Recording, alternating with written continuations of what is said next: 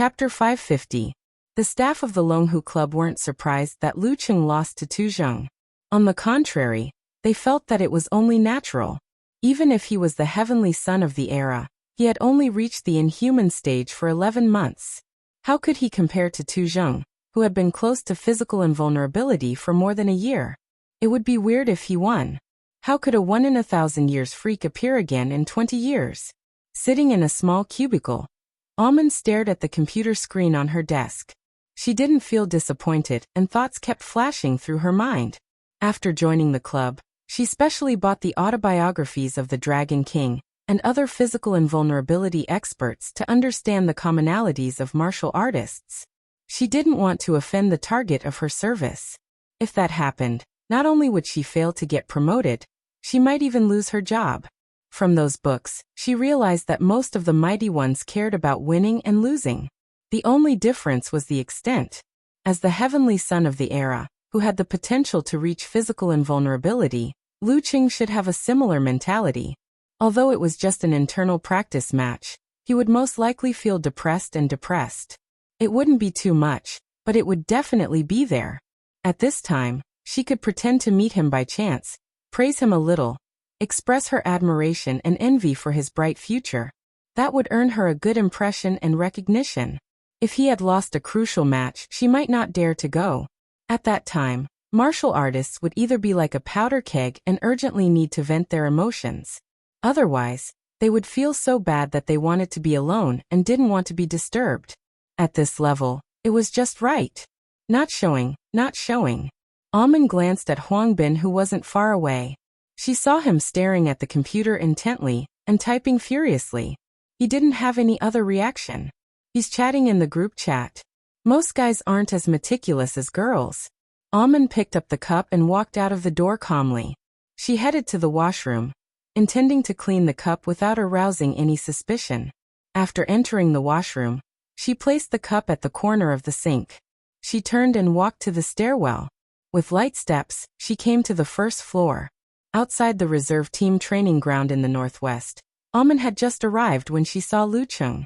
She was delighted. Just as she was about to speak, she realized that he had turned into the dance stage training room and closed the door with a bang. I'm one step behind. So be it. Almond stomped her feet helplessly. After waiting for a while, and seeing that her target wasn't showing any signs of coming out, she could only return to the assistant team office. In the training room, Lu Cheng's phone rang. He picked it up and saw that it was a message from Ku. Hit the ground. The flight landed at Gaofun's airport. The corners of his mouth curled up, and the little bit of gloominess he felt earlier vanished into thin air. Welcome home, he said with a silly smile. After that, he added a hug emoji. Yenjika replied, how was the fight with Tu Zheng just now? Let me give you some guidance. Previously, it was the landing stage of the plane. I lost to his jet spray and changed direction twice. Lu Cheng described honestly. They talked about this topic for a while until Yenjika got off the plane, took her luggage, and went back home with her parents. Then they stopped talking. Lu Cheng's mood had long returned to normal. He once again immersed himself in practicing the various unique skills of the dance stage chapter of the fire sect. When it was time for dinner, he was about to pack up and go to the dining room to fill his stomach when he suddenly received a picture from the girl. It was a picture of her fair and slender palms, and the oily grilled eggplant covered with crispy peas and green and red. Lu Cheng couldn't help but swallow his saliva when he saw it. Old Lu barbecues eggplant. Shouldn't you be going to get rid of your jet lag? Lu Cheng asked with a confused expression. Yenjika replied. Blushing expression. Can I say that I'm too excited to sleep after returning to Xioshan? I'll make you envious. After sending this message, she sent over a few pictures. There were close-up shots of the grilled eggplant from various angles, chicken tips, beef, pork ribs, and other skewers. You're welcome. I'm just a good person. Covering mouth expression, she replied. Looking at the pictures, she's with sister Jingjing and Songli. Lu Cheng flipped through the pictures one by one. Suddenly he laughed and replied. Thinking about the environment of their home, I feel that it's not compatible with our little fairy. Old Lu's barbecue shop wasn't dirty, but similar places were inevitably a little greasy and messy. Who's going to bring me to a roadside stall to eat dumplings, noodles, steamed dumplings, and etc.? Yenjika replied. You're the one who led me astray. It's you, it's you, it's you. Lu Qing couldn't help but laugh. He wasn't in a hurry to go to the dining room. Instead, he leaned against the wall of the training room and typed a reply with both hands. After joking around for a while, Yenjika replied with a red heart emoji. I'm going to eat. Without waiting for Lu Cheng's reply, she added. I heard from the lady boss that this place is going to be demolished. They have to move. Move to where? Lu Cheng asked with concern. It's not decided yet. Anyway, Songli added her WeChat. We'll know when we ask. Yenjika exhaled and said. It's a little complicated. Their home has been here for so many years, as if it will never change. But in the end they still have to move. Yeah, everything in my memory is no longer the same as before. Lu Qing chimed in. In the poem, the peach blossoms are still the same, but the human face is no longer the same. But sometimes it's not just the human face, but the peach blossoms are also different. All the memories will settle in the mind and can't be traced back. After exclaiming a few words, Lu Qing changed the topic and asked casually, where did Sister Jingjing decide to go in the end? Xing Jingjing had graduated this year. With her dance stage cultivation and powerful supernatural ability, she had received many invitations. We were just talking about this. Sister Jingjing feels that the martial arts circle is relatively simpler and doesn't require much social interaction. It's more suitable for her. Yenjika said. She plans to go to the Guanwai League. The salary there isn't high, but there are physical invulnerability and inhuman experts who are good at illusions. She can learn something suitable. That's not bad. Lu Qing didn't talk about his wife's best friend anymore. He planned to call Director Xing to congratulate him. The Guanwai League is also one of the top forces. While Yenjika was enjoying the food, Lu Qing walked out of the training room and headed to the dining hall. The sky outside was gloomy and shaking. It seemed that there would be a rainstorm.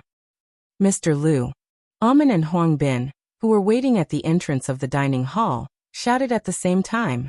They didn't know what to say in the presence of each other. Lu Qing nodded with a smile. When he was about to walk past them, he suddenly thought of something.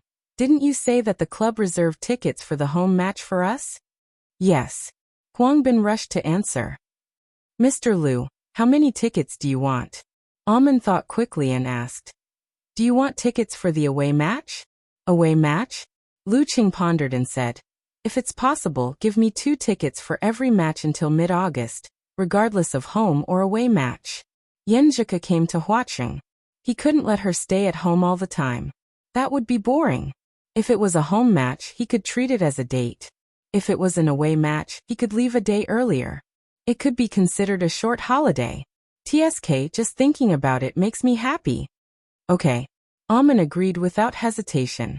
This made Huang Bin, who was hesitant and unsure if the away match could be done, feel vexed. I was really stupid just now. With Lu Cheng's status and the fact that he was favored, who would take such a small request seriously? If the rules were as such, he would follow the rules. If the rules didn't have such a rule, he would add it. Thank you. Lu Cheng thanked him sincerely. He walked into the dining hall and saw that Tu Zheng and the rest were there too. Everyone's schedule today is very similar. No wonder it's the weekend. After sighing and greeting, Lu Qing took a table and filled it with many dishes. Halfway through the meal, Zhang Shouyan from the Foreign Affairs team came in hurriedly. After looking around, he pushed his gold-rimmed glasses and said, just in time. Since everyone is here, I have something to trouble you with. What is it? As the team leader, Tu Zheng was duty-bound to ask. There was a problem in the south previously. All the experts of the security company were scattered there. Now we have a mission, but we can't find an inhuman mighty one to hold the fort. Zhang Shouyan briefly explained the cause and effect. Longhu Club naturally had a security company in its business. However, their focus was different from the others. They were one of the military's sock puppets and most of their missions were overseas. What mission? It would be too much of a delay if we were to go overseas. The Battle of the Kings will be held in late August. Tu Zheng got straight to the point. Zhang Shouyan swallowed his saliva and said, "We don't have to go overseas. Just stay in Huacheng. The Samano royal family from Europe is coming from Beijing, and will be here for 2 days. They have their own core security team. We only need to be on the lookout at the periphery. Those trivial matters will be taken care of by professionals. Now we just lack 2 inhuman mighty one to hold the fort and prevent any accidents." Speaking till here, he paused and said, "You guys know about the Samano royal family, right?" "Yes, the vampire family," Jialu answered with a smile. The Samano royal family practiced the inheritance of the dark sect. Their ancestors could be traced back to BC. There were many physical invulnerability experts in each generation, causing the mutation of the bloodline to still flourish to this day. Superhumans would appear from time to time. They were fast, strong, resilient, and had a high thirst for blood. The vampires in American novels were based on them. In order to maintain this mutation, those with a bright future would marry close relatives. To outsiders, they were known as the purified bloodline. It's good that you know. Other than being on the lookout at the periphery, we also have the intention of keeping an eye on them in case they can't control their impulses and make any mistakes, which could lead to bad consequences. It's better to be safe than sorry. Zhang Shouyan explained. "Who's going?" "We need 2. The remuneration will be distributed in the form of benefits." "Isn't this a mission similar to Spider?" "It's troublesome." Lu Cheng pretended not to hear. Seeing that no one responded, Tu Jing smiled and said, "As usual, let's draw lots." "Okay." The rest nodded. Tu Jing found a piece of paper and tore it into 6 pieces. He wrote the word "go" on 2 of the pieces and crumpled them into balls. He placed them in a bowl and got Zhang Shouyan to stir them before bringing them back. Lu Qing reached out and grabbed one of the balls. He unfolded it and saw a word clearly written on it. "Go. This luck." Lu Qing laughed at himself and showed the results to the rest. "Who else?" asked Zhang Shouyan. "Me." Jialu raised her hand helplessly. "P.S. Let me tell you in advance. Tomorrow, there are 2 sessions. One is at noon and the other is before midnight. I have to go to the hospital in the afternoon. My eyes are not feeling well. It's mainly my right eyelid that keeps twitching. It's been a few days." Chapter 551. After Jialu raised her hand, Tu Zheng, Yuan Yuan and the rest followed suit. All of them were blank. Seeing that Lu Cheng and the rest didn't object strongly, Zhang Shouyan secretly heaved a sigh of relief. He smiled and said, "It's settled then. Come to the club tomorrow as usual. There will be a car to send you there. The specific arrangements will be explained to you by the people over there." All right. Since he had joined the Longhu Club, Lu Cheng was mentally prepared for such missions. Furthermore, it wasn't a dangerous mission since it only lasted for 2 days during the weekend.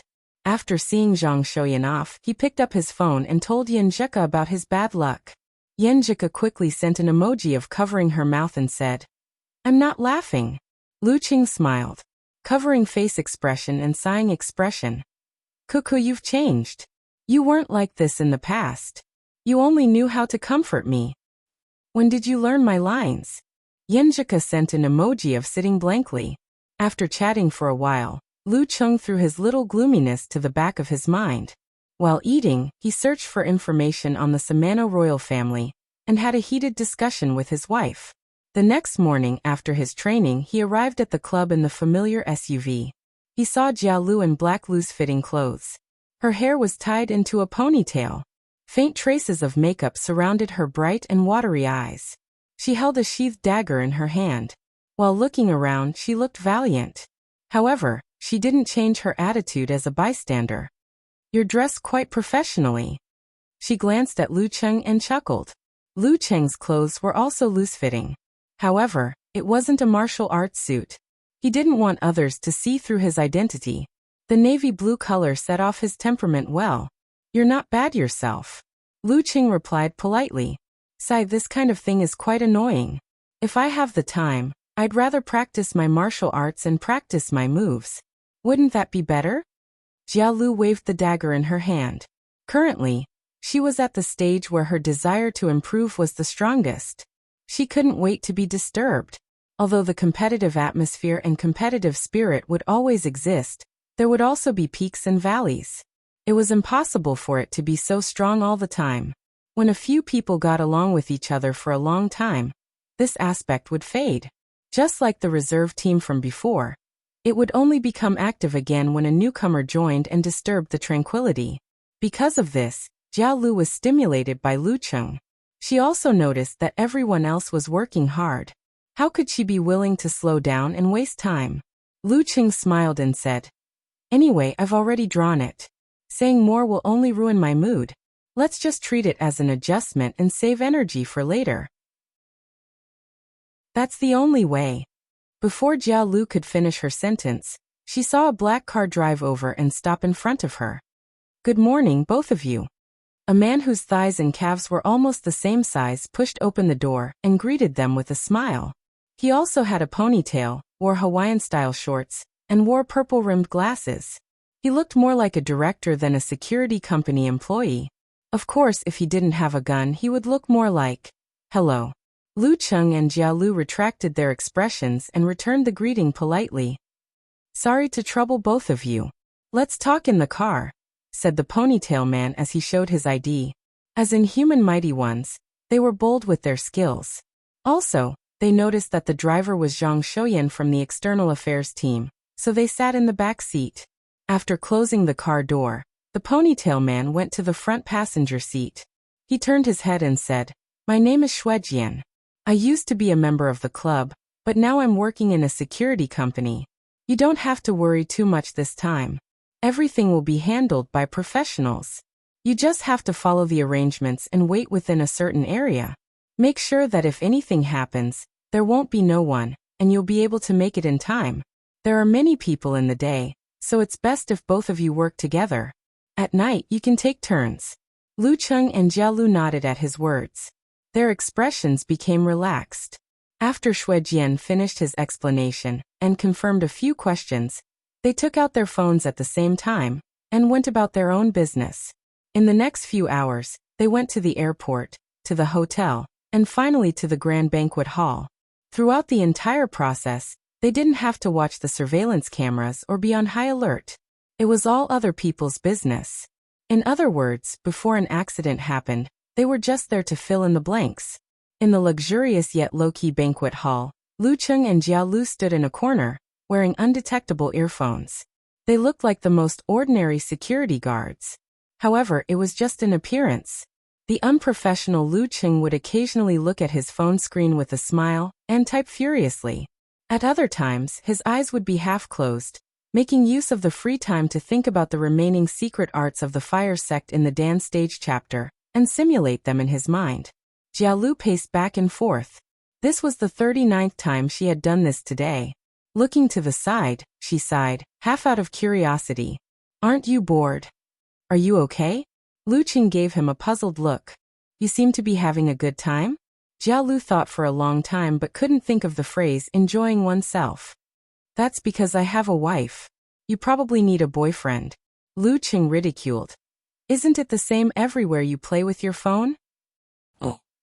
Jiao Lu was speechless at first. In the end, she said earnestly, "In our martial arts school, people who are addicted to their phones will be slapped in the palm. You guys are so pitiful." Lu Cheng didn't notice the insinuation. He smiled and pointed to the front. "Then let's enjoy the scenery. I have to say, the members of the Samano royal family are quite good-looking." They were more than just good-looking. They were all handsome men and women with black hair and red eyes. They were more than enough to make movies or TV series. "I'm sick of it. I want to get into a stance and practice a set of martial arts now." Jiao Lu looked to the front, feeling lonely. Lu Cheng's mouth twitched. He was about to tease her when Xuejian's voice suddenly came from the earpiece. "At your 9 o'clock, there's a little prince acting strangely. He's a powerful superpower user. One of you will follow him. If he wants to go out or do something bad, stop him." "Okay." Lu Cheng agreed and turned to look at Jiao Lu, hinting with his eyes. "Aren't you bored? Here comes the trouble." Jiao Lu turned her head and pretended not to see or hear. "Lustful," Lu Cheng criticized in his heart. He strode towards the direction Shuejian had described. He saw a 13 or 14-year-old boy moving towards the washroom. He was wearing a tuxedo with a red bow tie. His black hair was spiked back, and his red eyes were like gems. He looked meticulous and childlike. That's him. Prince Cinda, follow him. Keep a distance. Shuejian's confirmation came from Lu Cheng's earpiece. Lu Cheng pressed his ear and slowed down his movements. He followed Prince Cinda into the corridor leading to the washroom. After a few steps, he saw Prince Cinda's ears twitch. He suddenly turned and stood in the shadows outside the washroom. His body quickly darkened as if he had blended into the shadows. But that was only relatively speaking. Prince Cinda's silhouette could still be seen at a glance. He stood there motionless with his shoulders shrunk. It was as if he had turned invisible. Do you think I'm King blind? Lu Cheng was confused. He thought for a while and walked over. He smiled and spoke in a foreign language. Hello, this is the women's washroom. The men's washroom is a little in front. Prince Cinda's figure gradually became clearer. He was stunned. You can see me? I'm not blind. For a moment, Lu Cheng was speechless. Prince Cinda blinked his red eyes in confusion and said, They all say that my shadow form ability is very outstanding. It's impossible to see or find me. I get it now. You must be a very, very powerful mighty one, right? I'm more than willing to accept the evaluation. But what happened just now has nothing to do with mighty one. Anyone with normal eyesight can see them? They should go see an ophthalmologist. Lu Cheng forced a smile. Just as you expected.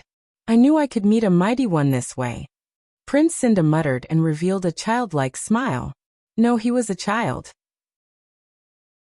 Sir, can you be my opponent? Let me practice my superpower. No, it's not a battle. I just want to confirm what level my superpower is at. My family, my friends, and my servants are all very polite to me. I always feel that I'm not very sure. Sir, is that okay? Lu Cheng was stunned. He spoke into the mini walkie-talkie on his collar. Incoming. What's the situation? Shuejian became nervous. Lu Cheng deliberated over his words and replied solemnly, I think I've met a scammer. P.S. This chapter is a little short. Pack up and go out. Go see an ophthalmologist. If there's nothing wrong, the second watch will be at midnight. Chapter 552. What? On the other end of the walkie-talkie, Shuejian was confused. He almost shouted, Speak human language. Lu Cheng repeated his explanation. The little rascal is acting strangely, because he wants to find someone to spar with. Hurry up and find your parents. I'm not in the mood to play with him. Although it's not a bad idea to see the dark sex legacy, this isn't the right place. Understood. Shuejian replied after a few seconds of silence. He first informed the head of the Samano royal family's security team, before waiting for further instructions. Seeing Lu Cheng mumbling something that he couldn't understand, little Prince Cinda's eyes suddenly deepened, turning from blood red to dark red. Circles of ripples spread out from his eyes, like the surface of a calm lake repeating itself over and over again. It made Lu Cheng feel as though he was staring at a pendulum swinging left and right, or the hands of a clock ticking away. His mind became more and more empty, his thoughts scattered, and his eyelids became heavier and heavier, as though he had fallen into a dream. The ancient scroll of darkness, the progenitor of hypnosis. Noticing Lu Cheng's eyes becoming unfocused, Prince Cinda couldn't help but smile. He issued an order in a low voice. Turn back. Lu Cheng didn't move and continued standing there. Turn back. Prince Cinda raised his voice, but Lu Cheng remained as steady as a mountain. He didn't move an inch. What's going on? Prince Cinda looked over and saw that Lu Cheng's eyes weren't focused, but there was a sense of superiority in the depths of his eyes. It was as though Lu Cheng was looking down at him with a calm, indifferent, and emotionless attitude. It was like the gaze of the gods recorded in ancient books. All of a sudden, Shinde shuddered, his whole body trembling. Have you had enough fun? Lu Cheng teased. I've had enough. Prince Cinda bit his lip and replied. Suddenly, he stomped on the ground with his black leather shoes and pounced forward. He turned into a blurry shadow and dashed into the depths of the corridor at high speed. However, such a quick movement only produced a slight friction sound, like a fleeting light in a peaceful dream. Bam! The air barrier shattered and a strong wind blew. A dull thud entered Prince Cinda's ears. His vision blurred as he saw a young man in loose, navy blue clothes appear in front of him. The young man extended his right hand and gestured for him to stop. Tap. He stepped on the ground again and changed direction as if he was tap dancing. He tried to go around from the other side. There was another explosion of stellar energy. The same person, the same posture, and the same expression appeared before Shinda's eyes. He changed his body shape several times and even pretended to retreat, but he still couldn't shake off his opponent. Lu Qing was always fixed in front of him. Huff, huff, huff. Little Prince Cinda stopped, bent over slightly, and panted lightly. This kid's inherited superpower talent is pretty impressive. It's just that he's still young and can't unleash 10% or 20% of it. Once he reaches adulthood and goes through a short period of training, he'll probably be close to the inhuman stage. As for the further future, there's no way to be certain. Lu Qing suddenly understood the reason why the Samano royal family doted on this kid from top to bottom. He had spoiled her like a spoiled brat. Even though Zhang Xian was very polite and naive, he still disregarded the other party's wishes and forced himself to try it. She really wanted to give him a good beating so that he could experience what it meant to stir-fry meat with bamboo shoots. Would this cause a diplomatic storm? Lu Qing subconsciously looked at the cameras around him. For some reason, little Prince Cinda felt his heart clench and instinctively took 2 steps back. He wasn't willing to give up. With a push of his palm, all his pores opened and spewed out a scarlet mist. It was so evil and so cold, yet it carried a faint fragrance. It combined the effects of dizziness, corrosion, weakness, and coagulation. The ancient scroll of darkness, blood-boiling mist. This was the product of Cinda directly vaporizing a small amount of his own blood and mixing it with his darkness supernatural ability. The scarlet mist spread and quickly enveloped Lu Qing. Seeing this, a look of delight flashed across Cinda's eyes. At this moment, the mist seemed to thicken and solidify. In less than a few seconds, it formed pieces of translucent snowflakes of various shapes. They were dark red in color and drifted down slowly. It was a beautiful and dreamy sight. Sizzle. The scarlet snow covered the ground and let out a soft sizzling sound. It quickly melted into water, leaving behind clear marks. After the blood mist cleared, Lu Qing's eyes reflected the figure of a boy in a black tuxedo with a red bow tie and combed back hair. He took a step forward. Inexplicably, Cinda panicked and took another 2 steps back. He blurted out in a croaky voice, What are you trying to do?" Lu Qing only wanted to scare the brat, and didn't intend to use violence. Just as he was about to reply fiercely, he suddenly sensed someone entering the corridor. "Sister Irina." Little Prince Cinda shouted in surprise as though he had seen his savior. Lu Qing didn't turn his head, but the figure of the person appeared in the ice mirror. It was a lady in her late 20s wearing a gorgeous evening gown. She had the signature black hair and red eyes of the Samano royal family. She had long eyebrows and bright eyes. She was beautiful and elegant, and her figure was hot. She brought out the elegance and sexiness of the bareback dress. As she walked, it was as though she was a seductive darkness. She gave people a feeling of danger, but they couldn't help but want to approach her. "The strong are extraordinary. Princess Irina," Xue Jian introduced through Lu Qing's earpiece. Lu Qing nodded slightly and stepped aside, allowing little Prince Cinda to run past and stand beside the person. Little Prince just walked into the wrong washroom. He described what had happened with a straight face. "I didn't. I was just..." As a gentleman, Cinda's face flushed red. "How could I enter the ladies' washroom?" Without waiting for Irina's reply, Lu Qing pretended to be on the walkie-talkie. He left the place and returned to the banquet hall. Princess Irina didn't speak. She just frowned and sized him up with a strange look. "Sister Irina, do you know him?" Cinda was raised to be a child, but that didn't mean he was stupid. He keenly sensed his cousin's abnormality. "You could say so." Irina retracted her gaze and answered faintly. She muttered to herself, "The feeling of starry sky is so familiar."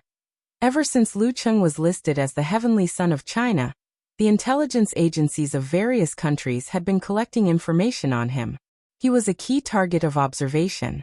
When he left the university martial arts circle and joined the Longhu Club, similar information was presented to the higher-ups of various countries. They viewed him as the successor of the Dragon King. Irina, who had been in touch with the royal family for some time, naturally knew about it. Is he very strong? Little Prince Cinda asked excitedly. Very strong. Irina nodded solemnly. Little Prince Cinda's eyes darted around. He asked curiously, then is he stronger than you, Sister Irina? For now I'm stronger. Irina boasted a little. She and Lu Cheng were at the same level. As for whether she could defeat him, she would only know after a real battle. Cinder immediately revealed a puzzled expression. But he can see through my shadow transformation. Sister Irina, you can't. Irina's expression froze. She was momentarily speechless. Should I say that I lied to you just now? Or have I always lied to you? Her thoughts raced and she was quick-witted. Irina smiled gracefully. Perhaps his ability is the nemesis of shadow transformation. I see. Little Prince Cinda easily believed his sister's explanation. My idiot little brother. The corners of Irina's mouth twitched, and she took the opportunity to smile. However, her heart was inexplicably filled with complicated feelings. If nothing goes wrong, Cinda will be my husband in the future. But in my heart he will always be a child Sai, destined bloodline, destined marriage. Returning to Jialu's side, Lu Qing picked up his phone again and shared the incident with Yanjuka about his encounter with the naughty kid. So slow? What did that little prince do? Jialu tilted her head and asked curiously. He was playing hide and seek. Lu Qing replied casually. Jialu almost couldn't believe her ears. In the end, she lamented. Children who marry close relatives either have high IQ or are easily handicapped. That prince seems to be retarded. At night, in the hotel where the Samano royal family was staying, Lu Cheng and Jialu were in the surveillance room. One was resting with his eyes closed, while the other was paying close attention to the professionals. Once they noticed something amiss, they would take action immediately. In Irina's presidential suite, she was pacing back and forth in her lace pajamas. She looked very frustrated. This was the side effect of the mutated dark bloodline that provided her with great strength. Members of the Samano royal family would be filled with bloodlust from time to time. It wasn't the thirst for blood, but the urge to tear apart flesh and let the warm blood splatter on them. The younger and stronger they were, the stronger the urge. Bam bam bam. Irina threw punches with both hands, deforming the pillow. She didn't intend to go out hunting, even if it was just for real stray animals. Once discovered, it would severely affect the image of the royal family. After all, she was in a big country.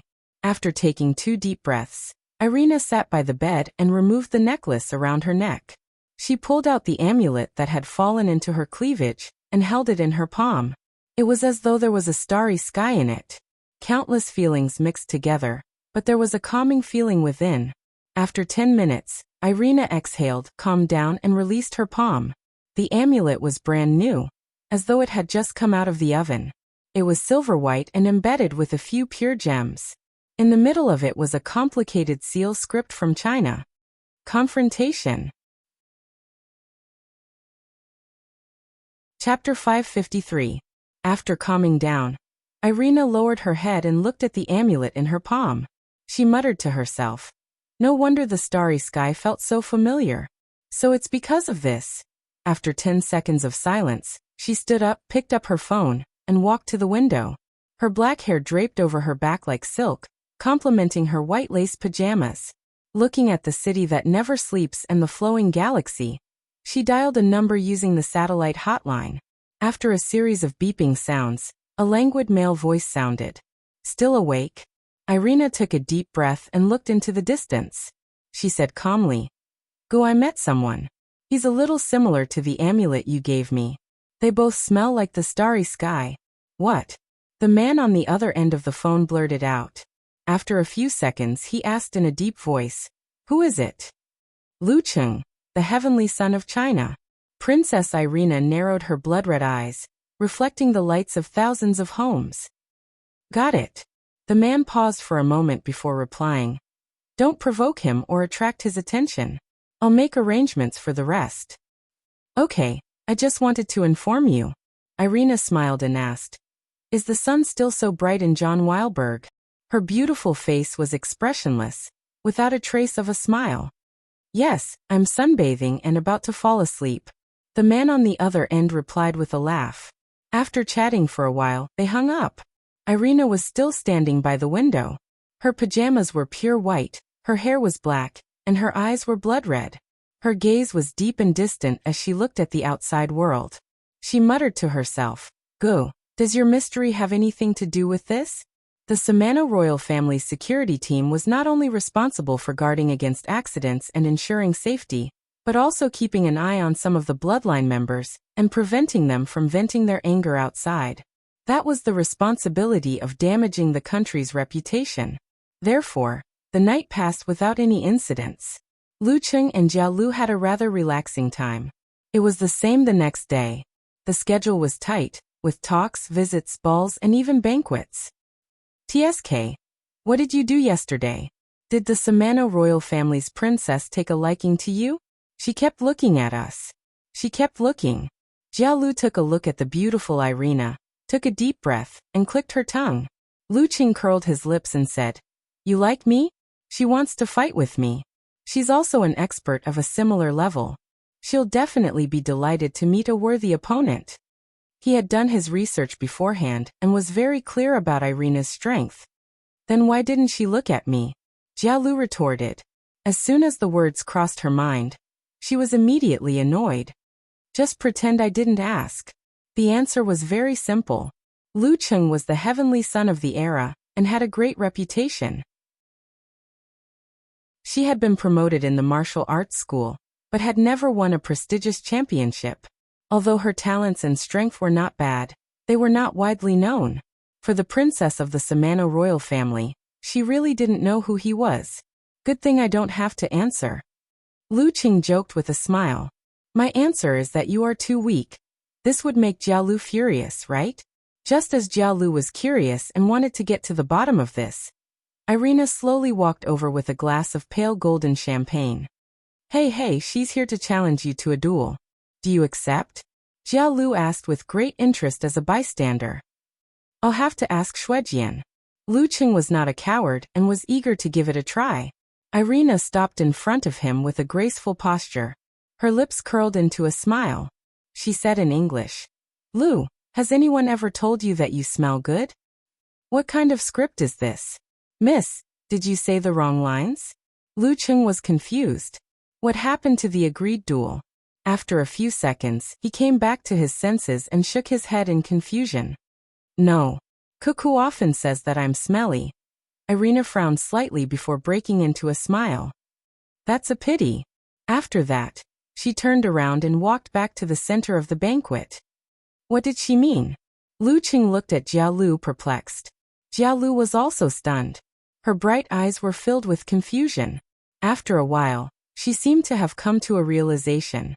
She smiled and said, Do you need me to translate the real meaning? Let's hear it. Lu Qing was perplexed. In short, your conversation went like this. Jia Lu paused for a moment before teasing. Dating? No way. Be serious.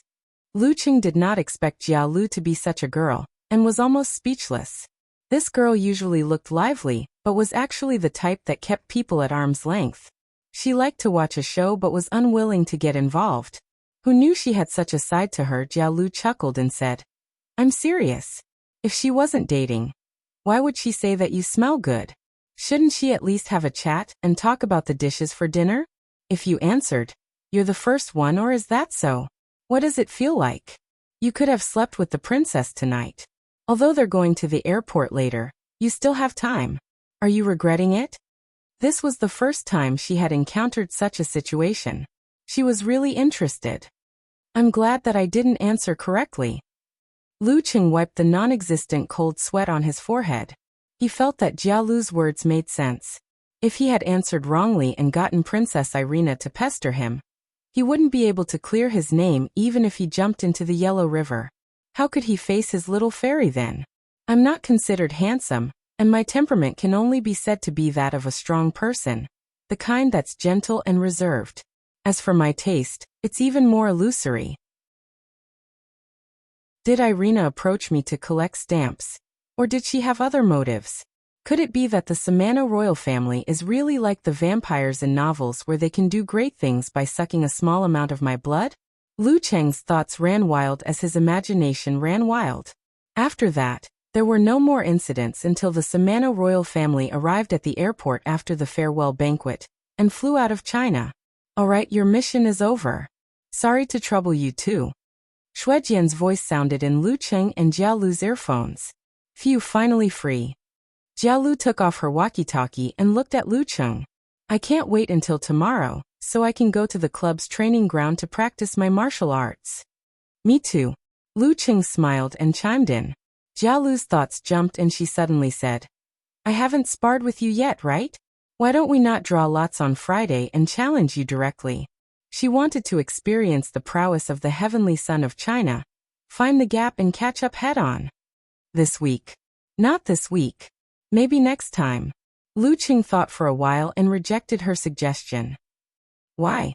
Did someone arrange it in advance? Asked Jialu, puzzled. Lu Cheng replied with a smile. I have something on that afternoon and have to take leave. All right. Jialu didn't ask any more questions. She regained the temperament of a bystander who was free from worldly affairs. After Lu Cheng received another round of guidance from the Dragon King, and the other physical invulnerability mighty ones, time flew by and it was Friday in the blink of an eye. Ever since he left in the morning and took the SUV to the club, he had been smiling from time to time. He wasn't the least bit annoyed by Amen and Huangbin's greetings, and even took the initiative to chat a little longer. He told them that he wouldn't be having dinner at the restaurant, and that he had to leave at 2 in the afternoon, and that it would be great if they could arrange for a ride. Amen and Huangbin couldn't be bothered to guess why he was in such a good mood. They immediately agreed and tried their best to impress him. After spending the entire morning in the dance stage training room, Lu Cheng's efficiency was higher than usual. His appetite was even better at noon, and he ate a few more dishes. Just as he was about to tidy up and head to the exclusive resting room, Amen walked in quickly. She smiled and said to all the inhuman mighty ones present, You can register for the Battle of the Kings now. Who wants to participate? It starts on the 19th of August this year. The Longhu Club's requirement for members of the reserve team was to participate in at least 3 preliminary rounds of the title battle every year. They could choose their own targets. Me. It's rare to have the opportunity to spar with friends of the same level. Tu Zheng was the first to register. Lu Cheng raised his hand and said, Me too. This was the arrangement that the club had made clear from the start. They would first practice the dance stage chapter of the Fire Sect, then participate in the preliminary rounds of the Battle of the Kings to digest what they had learned through actual combat. Since all of you are going, I'll join in the fun too. Yu Wangyuan, Sun Jianlin, Lu Xiaofei, and Jia Lu said one after another. Even the inhuman mighty ones who weren't members of the reserve team and had been transferred to management positions had registered. The inhuman level was neither high nor low. It wasn't as eye-catching as the physical invulnerability experts, nor was it as down-to-earth as the body-forging and low-level dance stage experts. It had always been stuck in the middle and didn't have specialized competitions. Currently, the inhuman level competition with the highest standard was the preliminary rounds of the 5 major title battles. The rising stars of the various top forces, and almost all the inhuman mighty ones from other sects would participate. It was just that each of them had their own focus. Currently, the Battle of the Kings and Battle of Warrior Sage were not to be missed. Once one could make it through the preliminary rounds of these 2 competitions, one would be able to declare himself as one of the few strongest below physical invulnerability. After Amen finished registering, she smiled like a flower and said, This time, there are 16 slots for the Battle of the Kings preliminaries. I wish all of you the best of luck in advancing to the main competition and getting the chance to spar with physical invulnerability experts. Phew, there's always someone better than you. Not to mention those of the same age. Those seniors who had been immersed in the inhuman stage for a few years, or more than 10 years, wouldn't be easy to deal with. Lu Cheng thought for a moment, and threw this matter to the back of his mind.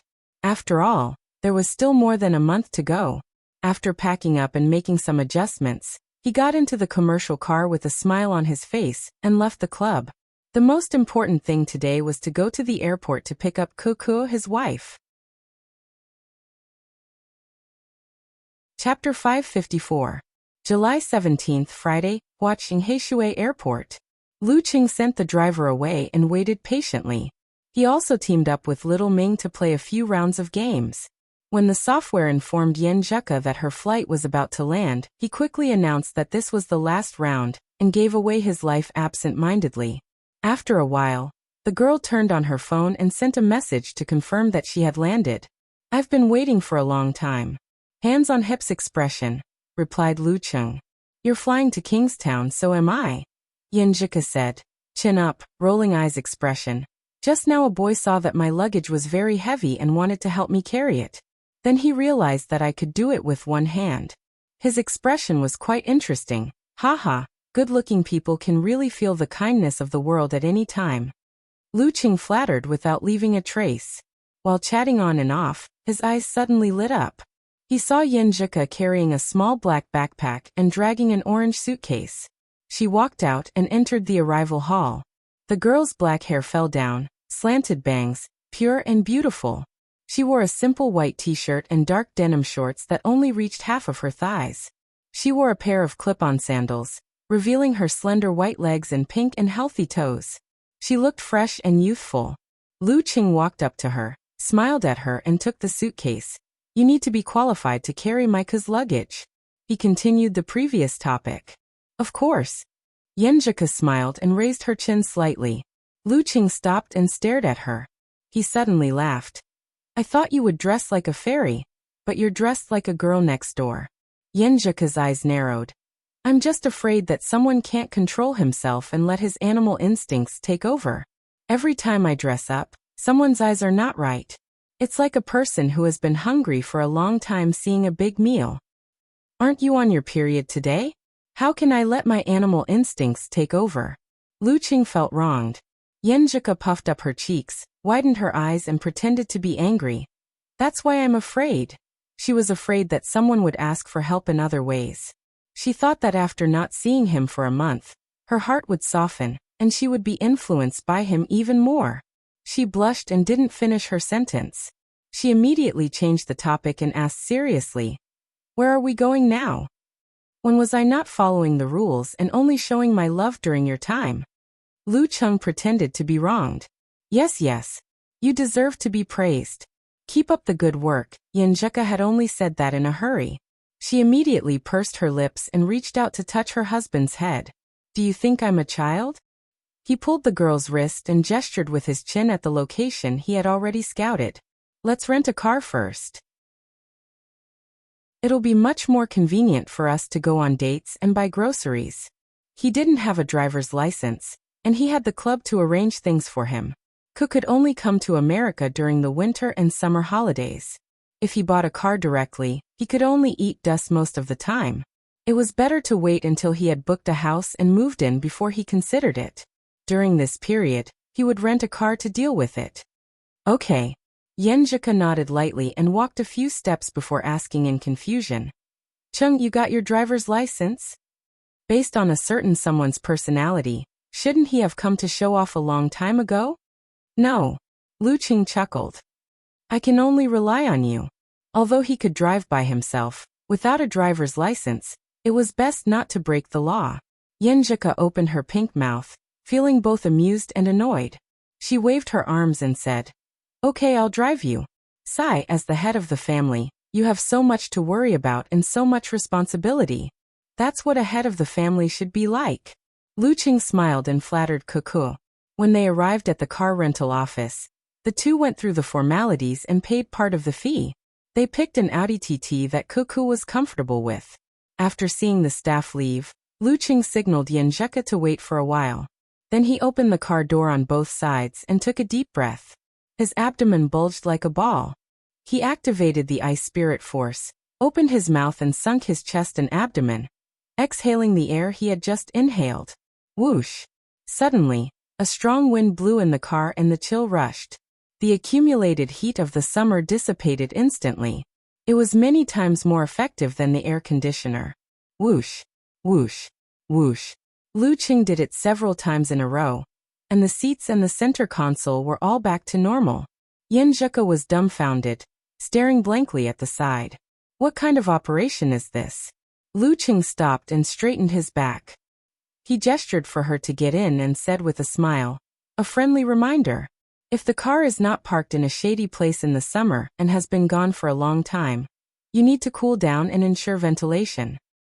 Yen Zheke was stunned for a few seconds. She was not stingy with her praise and shouted in a slightly exaggerated manner, Brother Qing is awesome. No wonder he is a walking multifunctional home appliance. After getting in the car, she adjusted the distance and height of the seats and closed the doors and windows. When Yen Zheke was about to adjust the rearview mirror, Lu Qing suddenly leaned over and said with a smile, let me help you adjust it. Ah, the girl was confused and opened her mouth slightly. She did not understand what he meant. Didn't he know that it could be adjusted electrically? Looking at the cute and beautiful face of his little fairy, Lu Qing kissed her without hesitation. He held her sweet lips in his mouth and explored deeply, dancing with the little fairy. I'm flirting with you, do you understand? Yen Zheke unconsciously raised her arms and hugged Lu Qing. Her eyes were half closed, and the light in her eyes leaked slightly. After a while, she pushed the pervert away. Just as she was about to scold him, she heard him whisper in her ear, long time no see. Her heart softened. She muttered, don't we talk every day? I miss you too. Their eyes met. After a moment of tenderness, Yen Zheke suddenly laughed and said, this is your failed flirting with Marshal Nice MO last time, right? You actually used it on me. No one else. Lu Qing answered proudly. She pursed her lips and smiled. She cleared her throat and said, where are we going now? Home first or dinner first? Look at you. If your stomach doesn't hurt anymore, we'll go to the Lin's restaurant in the university town to eat white-cut chicken and roast goose. The restaurant that Fatty Jiang brought me to before. If you still feel uncomfortable, we'll go home first. I made some fish soup last night and put it in the fridge. I'll heat it up later and cook some noodles. It'll definitely taste good. I also bought a huge portion of old green preserved egg and lean meat porridge. It's the one that you liked the most when we came to Huaqing to watch the competition last time. I just need to cover it with Emperor Yen force, and it can be eaten. Yen Zheke turned her head and looked straight ahead. She pursed her lips for more than 10 seconds. She couldn't help but smile. She asked in a sweet voice, what if I want to eat all of them? Then we'll eat all of them. Lin's restaurant first, then home. Lu Qing made a decision. Let's go. Yen Zheke dragged her last word and started the car briskly. After filling their stomachs, the two returned to Sky Capital Garden. They found a spot and parked the car. I'm so tired. I took a plane, had my period, and drove for so long. Yen Zheke locked the car door with a beep. She looked at Lu Qing and massaged his shoulders as she spoke. She looked exactly like him. Yen Zheke is getting better at acting coquettishly. Lu Qing's heart skipped a beat. Without another word, he walked to the opposite side and squatted down. Come, I'll carry you. I just want you to give me a massage later. Yen Zheke was stunned at first. Then she laughed out loud. There are other people in the neighborhood, and your teammates too. How embarrassing. It's very quiet here at night. Besides, our house is just around the corner. Lu Qing enticed her. Okay. Yen Zheke's eyes were sparkling. Her tone was a little hesitant, but her movements were without delay. With his arms supporting his knees, Lu Qing stood up steadily and carried his wife on his back. Under the illumination of the bright moon and lights, they passed through the quiet atrium and the peaceful night, and successfully arrived downstairs. It was said that there was only one apartment on each floor. In fact, there were 2 elevators in each unit to prevent malfunction. Unfortunately, tonight both elevators were broken. The staff was rushing to repair them. Lu Qing didn't say anything. He stopped Yen Zheke from coming down and turned into the safety passageway. Along the stairs, step by step, he climbed higher and higher. 2 slender legs swayed gently beside him. Little Fairy was humming a faint melody in his ears. Europe, John Wilberg. Princess Irina, who had just finished her two-country visit, entered the study and saw her tutor sitting on a recliner. He was basking in the sun with his eyes closed. Swaying back and forth, he looked like he was in a deep sleep. Go, this is not in line with etiquette. Irina laughed softly. The man on the recliner opened his eyes, which seemed to hide the starry night sky. His hair was mixed with a lot of silver strands, which made him look both old and young. His facial features and skin color indicated that he was Chinese or Chinese. I'm going out for a trip recently. The man smiled. Irina's eyes darkened. She pretended not to care and asked, Going to China? Yes. I'm going to see that heavenly son of China. Just for a while. Gudanran answered calmly. He flicked the quaint robe he was wearing. Irina didn't recognize this kind of clothes with a strong oriental flavor before. Later, she found out through the internet that it was called Yue. The Chinese words that were often paired with it were Yue and Xingguan. P.S. Third update for you. Yesterday's update has been made up. Looking for recommendation tickets on Monday. Chapter 555. After sharing the fish noodle soup and congee with pork and century egg, Lu Cheng and Yenjika sat on the sofa in satisfaction. They leaned against each other and chatted casually, as if anything was fun. The TV in front of them was flashing and changing images, but no one was paying attention to what was on. I always feel like I'm forgetting something. Yenjika frowned and thought hard as she chatted. Lu Cheng tried to recall, but suddenly he was stunned and blurted out, Your suitcase. My suitcase. At the same time, Yenjika also realized what she had forgotten. I was too focused on carrying you. Lu Cheng explained in a low voice, his mouth twitching. 'Cause suitcase was still in the car. Romantic feelings were stirred at that time, but then the elevator broke down and he completely forgot about it. Forgot. Hurry up and get it, Yenjika said with a complicated expression. Okay. Lu Cheng immediately got up and walked out of the door. Watching him leave, Yenjika lay down, hugged a pillow, and buried her face in it. She scolded with a smile. Two idiots. My wit and intelligence are often not seen when I'm with Chung. No, it must be because of the severe loss of blood and lack of blood supply to the brain, causing my memory to blur. That must be it. When Lu Cheng came back with their luggage, they washed up, changed into their pajamas and lied on the bed. They laughed about it for a long time, making perfect self-deprecations. The bed was big, and they were close. Yenjika put her cold hands and feet on Lu Cheng's body and said hurriedly, Ever since I started practicing the swordsman formula, I realized that the duration of my period is getting shorter and shorter. After mastering the wholeness formula, I feel better and better. I don't feel tired even if I stay up all night to rush reports or wake up the next morning for morning exercises. That's right. This is their greatest contribution. Lu Cheng praised the 9 words formula delightedly. Yenjika looked up and said thoughtfully, Chung, do you think that the 9 words formula will have some hidden effect when they're all combined? Usually when put together, there will be additional variations. Furthermore, for similar mystic arts, the first word or the last word is usually the most unique. For example, the 6 syllables of Sanskrit mantra starts with the word Wang. It contains the will of Buddha and opens up the following 5 notes. It is said that it has the ability to seal and suppress. The attainment formula doesn't seem to be strange at the moment, but could the confrontation formula be more special? If there is a hidden effect, I hope that it's the kind that can make up for the loss. Lu Cheng thought. From the 6 words I have mastered, the confrontation formula. And the military said. There. Yenjika was a little sleepy, so she covered her mouth and yawned cutely. But this was the first time they met after a month, so she couldn't bear to sleep. So she found a few topics to chat with Lu Cheng. It was quiet outside, but the sound in the room was soft.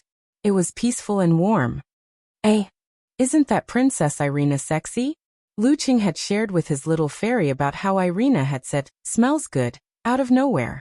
Of course, he didn't mention Jia Lu's classic translation. He only brought it up as a topic full of doubts.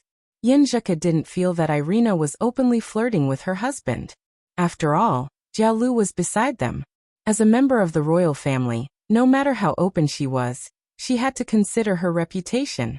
She couldn't be so direct. Using a sparring match as an excuse was more suitable. As for why she was acting strangely, she couldn't find a reasonable answer even after thinking for a long time. Lu Qing was relieved to hear Yenjika's question. Otherwise, he would be breaking out in cold sweat. He pondered for a few seconds before answering firmly. I don't think so. Which part of her is sexy? Your answer is so fake and exaggerated. Yenjika glanced at Lu Qing and snorted. Many people on Weibo are saying that Princess Irina is sexy. Below those news articles. Lu Qing said casually. Everyone has their own opinions. Anyway, I don't think so. I've seen films before, and thought they were too big and out of shape. Oh. Yenjika pursed her lips. So you like flat breasts? I like the right size. For example. Lu Qing chuckled. Before he could finish, he was punched hard by his little fairy and couldn't continue. Yenjika's eyes narrowed. She propped herself up on her elbows and moved closer to Lu Qing's head. Her nose twitched, and she sniffed from top to bottom. Which part of your smell is good? Why can't I feel it? The sweet fragrance assailed his nostrils. Her breath tickled his heart. Her delicate body pressed against him and rubbed against him. Lu Qing's heart rippled. Desire rose rapidly and he couldn't control himself anymore. You pervert. The girl felt a familiar resistance. She was stunned at first. Then she rolled her eyes and scolded him with blushing cheeks. So it's my fault? Lu Qing smiled embarrassedly. It's all because my little fairy is too charming. He condensed water into ice and turned the lake into a mirror. Looking down from above, he restrained his desire and controlled the subtle flow of his qi and blood. The tent collapsed instantly. Yenjika was stunned for a moment. She sighed blankly. How magical. Ever since he entered the realm of all-seeing God, Chung had developed a lot of strange abilities. After such an interruption, she forgot about the smell. After chatting for a while, they kissed deeply and said goodnight to each other. The night passed peacefully until dawn. The next morning after the couple finished their training, they drove to Longhu Club. Why don't I go? The closer they got, the more shy Yenjika felt. They were all strangers. She felt embarrassed. What are you afraid of? We are legally married. Haven't you always wanted to eat breakfast at our restaurant and visit the club's exhibition room? Lu Qing smiled and said enchantingly. Yenjika bit her lower lip lightly. She decided to hide her face in her pocket. Well, actually I want to go to the places you've been to and experience the life you've lived. When they arrived at the club and parked the car, Lu Qing saw Amin and Huangbin approaching before they could enter. I mentioned her yesterday. She's my wife. Lu Qing introduced Yenjika frankly. He had called the assistant team and told them that he would be bringing his family to visit the club today. He also asked the kitchen to prepare more dishes. Your girlfriend is so pretty. Amin complimented sincerely. Wife, it's my wife. Lu Qing emphasized in his heart. While casually exchanging pleasantries, he pulled Yenjika, who had suddenly become gentle and graceful, into the club and into the restaurant under the escort of Amin and Huangbin. As the two of them were whispering sweet nothings, they left home late. There was no one in the restaurant for breakfast, giving them a quiet date. After filling their stomachs, they went to the exhibition room on the third floor. It was very spacious, with all kinds of trophies on display. There was also a room dedicated to broadcasting Longhu Club's glorious moments and classic battles. I feel like I can watch this for many days. Yenjika sighed.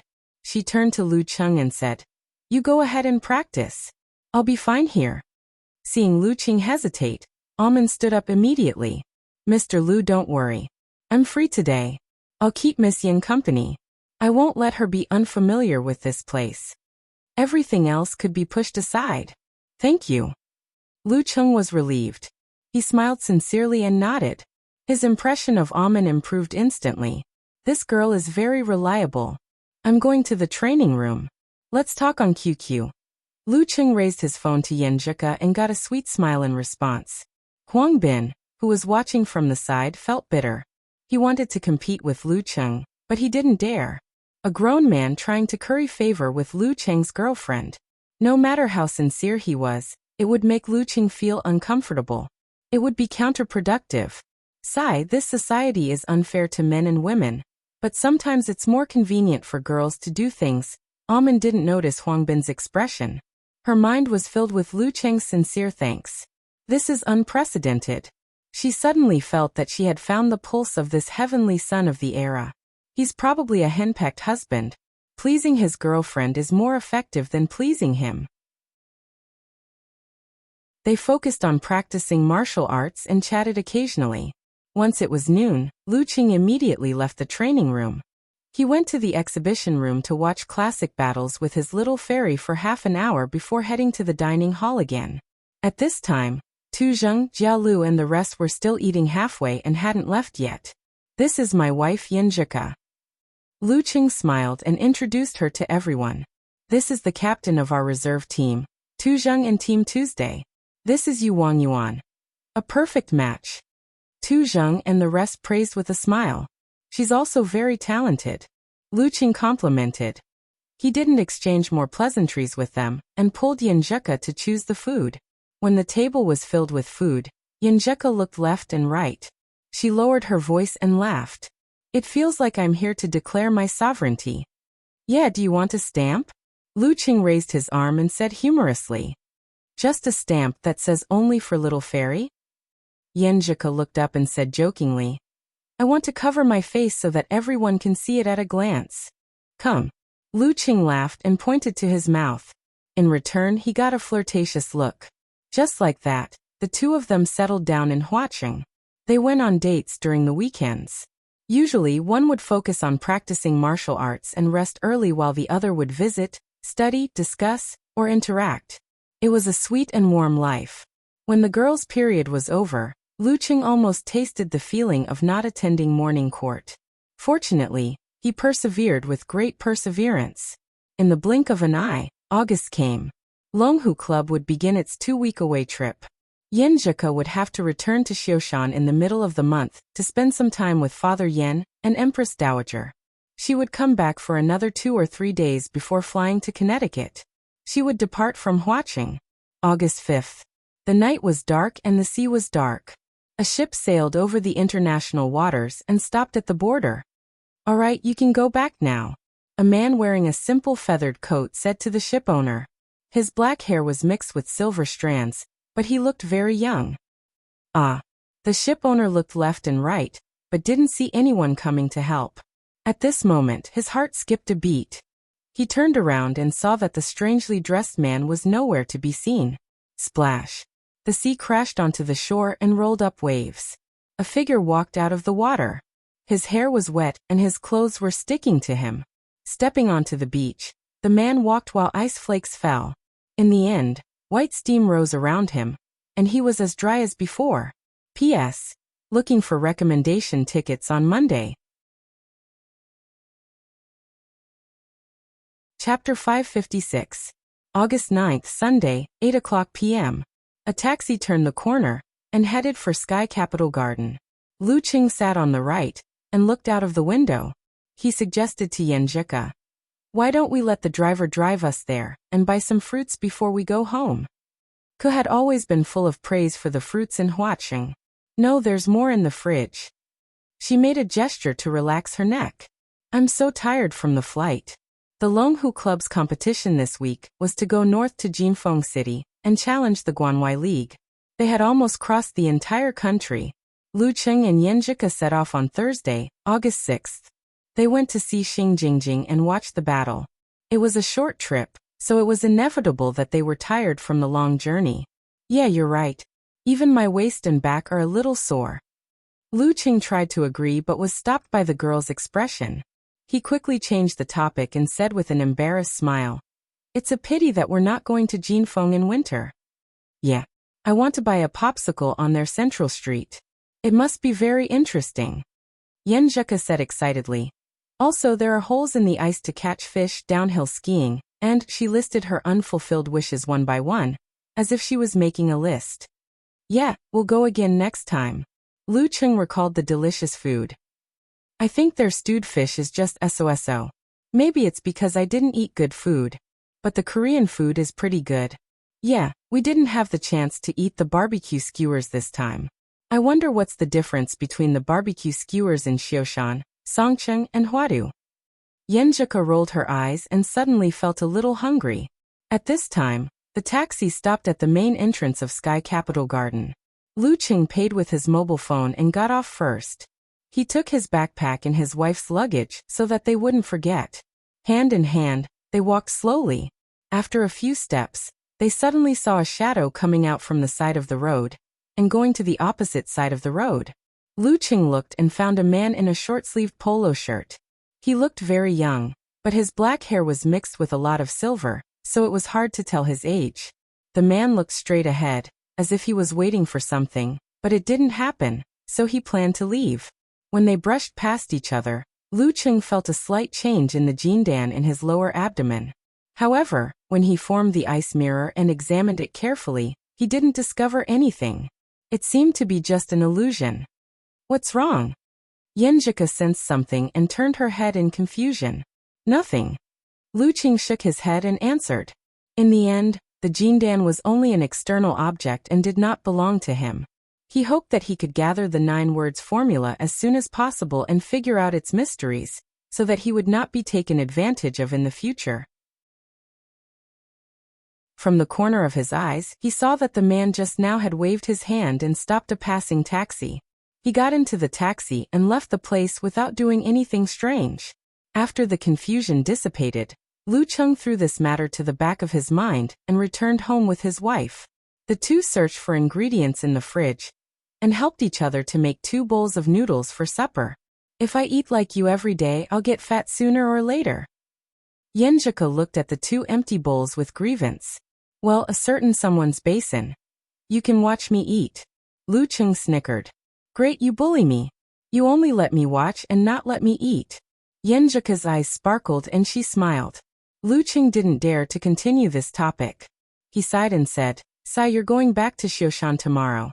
Half a month had passed so quickly. Yenjika bit her lower lip and pretended to be energetic. So tonight, we'll watch the stars and the moon and talk about poetry and life philosophy. This line sounds familiar. Lu Qing thought carefully and finally understood. He was amused. Laughter washed away the sadness of separation. However, in the middle of the night, the couple really did cuddle up and look at the bright moon outside the window. The lights in the room were off. It was cold outside, and the light shone into the room, dyeing the dark country into a dreamy dream. Yenjika curled up in Lu Qing's arms and pressed her skin against his, refusing to sleep. After I graduate, I want to do something big. I want to expand my mom's company to Huadu. As she spoke, she laughed to herself. But I don't like to socialize. I guess I can only be a consultant. I can't let my brother Qing eat alone all the time. Or I can apply for a job at a university in Huadu and take the path of a scholar to study economic issues. Seeing Yenjika talking about the future, Lu Qing said with a look of longing, I've pretty much mastered the dance stage chapter of the fire sect. I'm good at some, but I'm only at the beginner level. After the training in the Battle of the King's preliminaries, I should be a genuine senior 4th pin expert. Next February, before my birthday, I'll strive to reach the level close to physical invulnerability. Yes, with the realm of encountering gods in the void, self-reflection, this shouldn't be too much of an obstacle. Think about it. Ice mirror can reflect a certain area around itself with precision down to the millimeter. Isn't it a little similar to the most basic thing in heavenly connection? When the time comes, I'll give myself 3 years to break through to physical invulnerability. I can't stay too long, or I'll lose my drive and drive. I can't stay too short either. Once I get impatient and anxious, things will get troublesome. I feel like the gap between us is getting bigger. Yenjika didn't hide her sigh and worry, seeking her husband's comfort. How can that be? You'll always be the head of the family, Lu Qing answered without hesitation. Wait until I find a way to help you make up for your congenital deficiency. You'll definitely have no problem reaching the dance stage. It's hard to say if you're not human, but you'll definitely awaken supernatural abilities. Then you won't have to worry about it. You promise? Yenjika was just worried for a moment, but she quickly adjusted. She had always been a girl with super confidence. Then let's pinky swear? You're so childish. Come on, don't be angry. I like you like this the most. Her words echoed. It was a peaceful night. The same moon. In a rented house in the middle of Huadu City, a man with black hair mixed with silver strands sat in front of the window. His expression was still a little excited. Although it wasn't the same kind as he had expected, he had discovered something that even he couldn't believe. This trip wasn't in vain. No, it wasn't just in vain. Whether he was a dragon or a snake in the future would depend on this encounter. He turned on his newly bought second-hand computer and seriously studied Lu Cheng's recent battle videos. He also glanced in the direction of the Longhu Club and estimated the situation in various aspects. I have to find a good time. The next day, Lu Cheng woke up early. However, he was tempted by his little fairy and didn't go for his morning exercise, which was rare. When Yenjika's flight took off, he made up for his training and punctually attended the tutorial class for physical invulnerability Mighty Ones in the afternoon. In the blink of an eye, it was Friday again. However, the training session for the reserve team was cancelled. This was because the next week was the preliminaries for the Battle of the Kings. They had to depart on Sunday. Everyone had to adjust their physical and mental states in advance to deal with this. On the afternoon of August 16th, on the high-speed train to Linfu, Lu Cheng sat by the window and chatted with Yenjika about the title battle on his phone. In his free time, he found Priest and sent him a message. Do you have a date? After sending it, he suddenly felt that something was amiss. He quickly added, a date for the Battle of the Kings? More than 10 seconds later, Peng Liyun sent an emoji wiping cold sweat. I thought your account was hacked. Without waiting for a reply, he quickly added, I'm also in the realm of encountering gods in the void. Let me give you a reminder so that you won't be careless.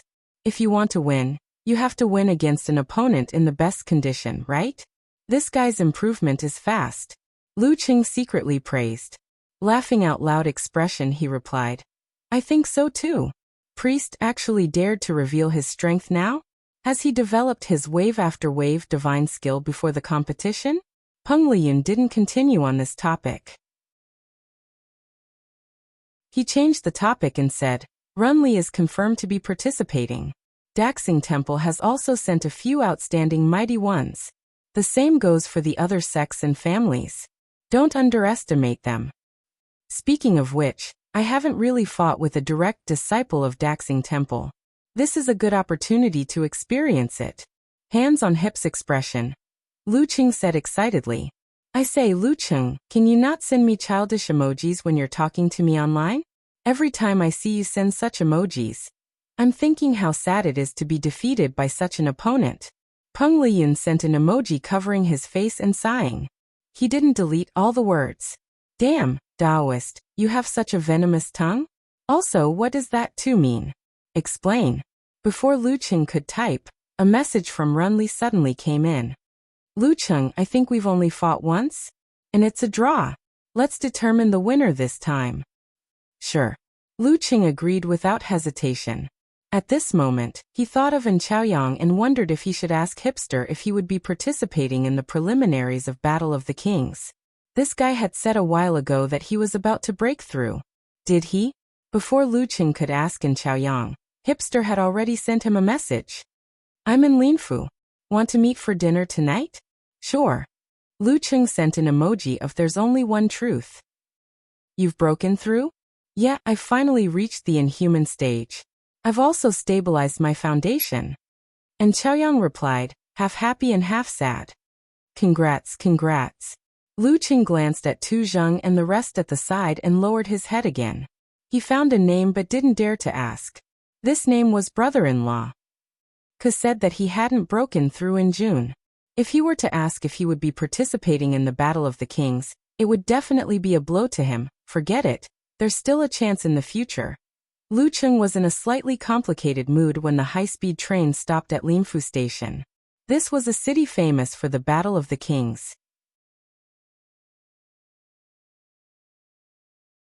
Chapter 557. The sea breeze passed through the crowded city, leaving no unique smell behind. The tourists coming and going spoke Mandarin with various accents, and most of them looked excited. To them, it was not only to watch the competition, but also to take the opportunity to have a vacation. It had to be said that the timing of the Battle of the Kings preliminaries was quite good. During the summer holidays, the students were free, and their parents would take time to accompany them. It complemented well with the Battle of the Warrior Sage preliminaries before the end of the year. When the Longhu Club arrived at the Wanhua Hotel where they were staying, the lobby was already filled with welcoming crowds. Some were youthful, some were full of youthful energy, some were full of vigor, some were over the age of 30, some were mature with joy, and some were just reporters. Lucheng, what is your goal for this Battle of the Kings? Do you have the confidence to get a spot in the main competition? Who are you looking forward to the most? Peng Liyun, Run Li, or the warrior monk from Daxing Temple? Hello Tuzheng. I heard you won against Lucheng in the sparring session. Will you make use of this Battle of the Kings to make a breakthrough? Meng Liang from Shizhou Island, who defeated you last time, has also registered. Do you have anything to say?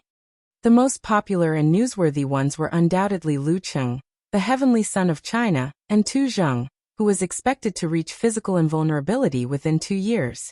This made Yu Wangyuan, Lu Xiaofei, and the others, who only had a few reporters following them, feel disappointed.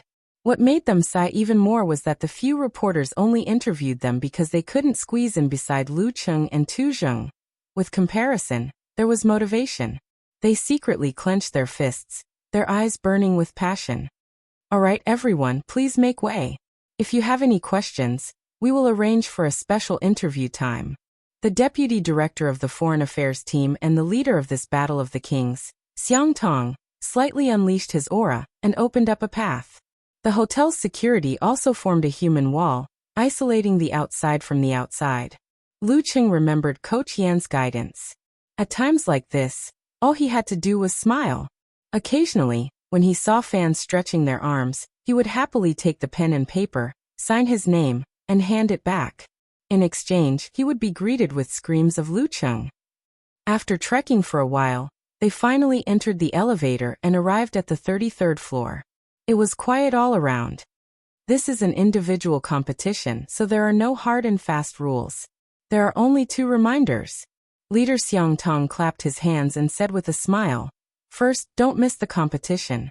Second, try not to cause any trouble." Okay. Everyone answered casually. Then, they took their room cards and went to look for their rooms. Lucheng told the team leader in private that he would not be joining them for dinner, because he had an appointment with his friend. No problem, as long as it doesn't affect your condition. Xiang Tong smiled ambiguously and nodded. What kind of thinking is this? Lucheng emphasized, male friends. Oh, Xiang Tong's eyes suddenly became strange. He took a step back and then laughed. I'm just kidding. Psycho. Lucheng's mouth twitched as he cursed in his heart. He was deeply concerned about the leader's brain. After entering the room, Lucheng put away his luggage and tidied up. He waited for a while until the sky turned dark. Then he put on his black-rimmed glasses, changed his clothes, and slipped out of the hotel. He walked on the hot road. After leaving the Wanhua Hotel, he stopped the taxi and went to Guanchao Street. The street was full of seafood stalls. It was crowded and bustling. In front of the well-decorated Linfu Century Grilled Fish Restaurant, and Chaoyang, who still had his artistic hair, was wearing headphones. His hands were in his pockets and his eyes were half closed. He looked peaceful as if he was sleeping. I've made a reservation. He smiled and greeted Lucheng. Lucheng's nose twitched as he tried to distinguish the smell in the air. It smells good. A local friend recommended it. It can't be wrong. And Chaoyang smiled and turned to enter the restaurant. A local friend. Lucheng casually repeated. And Chaoyang looked as if he would fall asleep at any moment. I met him on a travel forum. He likes music. Sounds complicated. Lucheng pulled out a chair and sat down. He looked around and said, should we order the fish first or wait for Priest and Renli? Let's order first. We eat a lot, so we need to prepare. And Chaoyang thought for a while and asked, how long before they arrive? Aren't you the one contacting them? Lucheng asked blankly. I thought you would contact them. And Chaoyang stared at him. Shouldn't it be the person who is supposed to treat? After a short pause, Lu Qing tried to shift the blame. When we were in Shengxiang, you were the one who was more active and contacted everyone. And Chaoyang analyzed his thoughts. There was another moment of silence. Lu Qing sighed and picked up his phone. Should I ask them out now? Forget it. It's almost dinner time. They're either not here yet, or have already eaten. Let's meet again in a few days. And Chaoyang laughed at himself and got up to order the fish. When he came back, he sat back down and took off his headphones. He put them aside and put them on. He put on a serious expression as he ate and chatted with Lu Qing. Hipster, this is the highest respect you can give your friends, right? Lu Qing joked. Even though he didn't listen in the past, he would still hang his headphones around his neck. Are you praising me or mocking me? And Chaoyang laughed. How is it? Have you mastered the dance stage chapter of the fire sect? I've already mastered what I need to. Lu Qing answered concisely. He then asked, what are your plans this time? Are you going to amaze the world with a single brilliant feat? Don't make fun of me. And Chaoyang laughed and shook his head. I just broke through not long ago and have just stabilized. I'm just here to see the world and train myself. I don't have any extravagant hopes. You, on the other hand, haven't you thought about getting a spot in the main competition? I'd be lying if I said I didn't, Lu Qing answered honestly. Then you'll have a lot of competition. This time, all the strongest reserves and seniors of the top forces are here. Many of them are on par with Tu Zheng or even stronger. For example, Fa Zhen and Ji Ren from Daxing Temple, Ming Shi from Shangqing Sect, Go Wen from Xuanwu Sect, Qing Feng from Shushan Study, Wang Xian from Yanzhou League, Zheng Shiduo from Guanwai League, Meng Liang from Shizhou Island. And Chaoyang said as he pondered, Fa Zhen is here too? He's from my grandfather's generation. Lu Qing was shocked. Fa Zhen was the junior brother of Daxing Temple's abbot Fa Yuan, and the martial uncle of Wisdom King Ji Hai. He was 51 years old this year, and belonged to Gizershur's generation of inhuman mighty ones. He had been a reserve physical invulnerability expert for more than 20 years. Unfortunately, he hadn't been able to break through. Although it was hopeless now, he had been at the peak of inhuman for so many years and his body hadn't deteriorated. He was definitely an expert not to be underestimated. But didn't this old man know the eminent monk, cultivate his mind and spirit and meditate on Wukong? Why did he come here to register for the Battle of the King's preliminaries?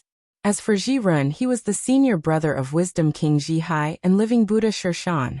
He was 29 years old, and had a chance of attaining physical invulnerability. Living Buddha was different from the orthodox lineage of Daxing Temple, and had a different title. As for Ming Shi, Go Wen and the rest, although they weren't heavenly sons of the era, they were reserve physical invulnerability experts of various big forces. Go Wen was the strongest expert of Xuanwu Sect, the former warrior sage and grandmaster, Long Dam that protects the sea, Ma Xinghong, believed that she would break through in the coming year. Hearing Lu Qing's surprise, and Chaoyang smiled and said, Senior Fa Zhen has always had a regret. He has never entered the Battle of the King's main competition. Therefore, he is here to fulfill his wish. He's bullying the younger generation. Lu Qing joked. Including the second and third Inhumans, the police force, martial arts school, and the mighty ones who have transitioned into different professions, the number of people who have registered for this preliminaries is probably more than 400. And Chaoyang sipped his tea and discussed the Battle of the Kings with Lu Qing. Of course, this didn't equate to all the Inhumans. They had a great time talking about this topic that everyone was interested in. The grilled fish was delicious too. It was fragrant and made people want to eat more. After the fun, Lu Qing returned to the hotel and video called Yin Zheka to talk about the mighty ones he had just mentioned. The next evening, the registration closed.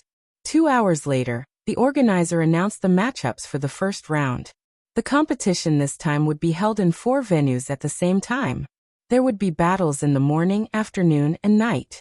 The first round would last for 2 days. It would be a single elimination round. After that, it would be the same. When there were 64 people left, the double elimination round would begin. The remaining 16 people would enter the main competition. Lu Qing browsed the web, looking for his name. He saw Peng Liyun, Ren Li, Go One Fa Zhen, and the others. He realized that their opponents weren't popular. Finally, he saw himself. Morning of the 19th, Guanhai Martial Arts Stadium, 6th round, Longhu Club Lucheng. On the other side of the dash was Shizhou Island, Linyu. Cheng, this is a famous senior. Beep. Yanzhika sent a message. Lucheng copied the name and typed it into the search box. Soon he got the information of his opponent. Linyu, 42 years old. He had been at the inhuman stage for 16 years. His immortal flesh was terrifyingly strong.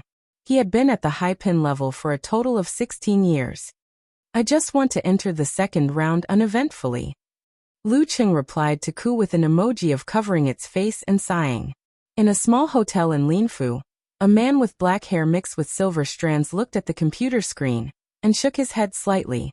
On the morning of the 19th, a reporter stopped Lin Yu outside the Guanhai Martial Arts Stadium. He asked the successful Mighty One, "What are your thoughts on picking Lu Qing?" Lin Yu smiled and said, "Beat him while I still have the chance." Chapter 558. After answering, Lin Yu didn't stay any longer. He took large strides and entered the Guanhai Martial Arts Stadium.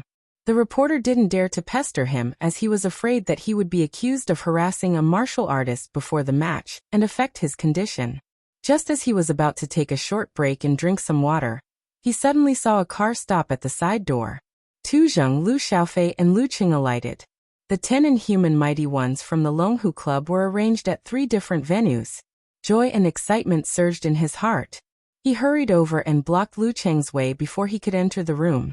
Huff, huff. I only have 2 questions, he panted half realistically and half pretentiously to show that his job wasn't easy. The few security guards at the side looked at Lu Cheng and waited for his reply. If he wasn't willing, they would immediately take action and separate the reporter. Lu Cheng was relatively calm. Seeing that there was no one around and that he wouldn't be surrounded, he nodded gently and said, "All right." The reporter immediately blurted out, "Do you have the confidence to stand out among the mighty ones like Go One Fa Zhen, Ji Ren, Meng Liang and Tu Zheng? What are your chances of defeating them?" "That's 2 questions, reminded Lu Cheng with a smile. He then shook his head and said, "But I don't want to answer." The reporter was stunned for a moment. Not asking me about the upcoming match and instead mentioning other martial artists. "This is disrespectful to Senior Lin Yu," said Lu Cheng seriously. The reporter nodded thoughtfully. "Then what are your thoughts on the upcoming battle?" "I'll work hard to win," answered Lu Cheng firmly. Seeing that Tu Zheng and Lu Xiaofei had already entered the side door and were waiting for him in front, he waved his hand. Without waiting for the reporter to speak, he followed them in a flash. "There's still one more question," shouted the reporter, his voice trailing off.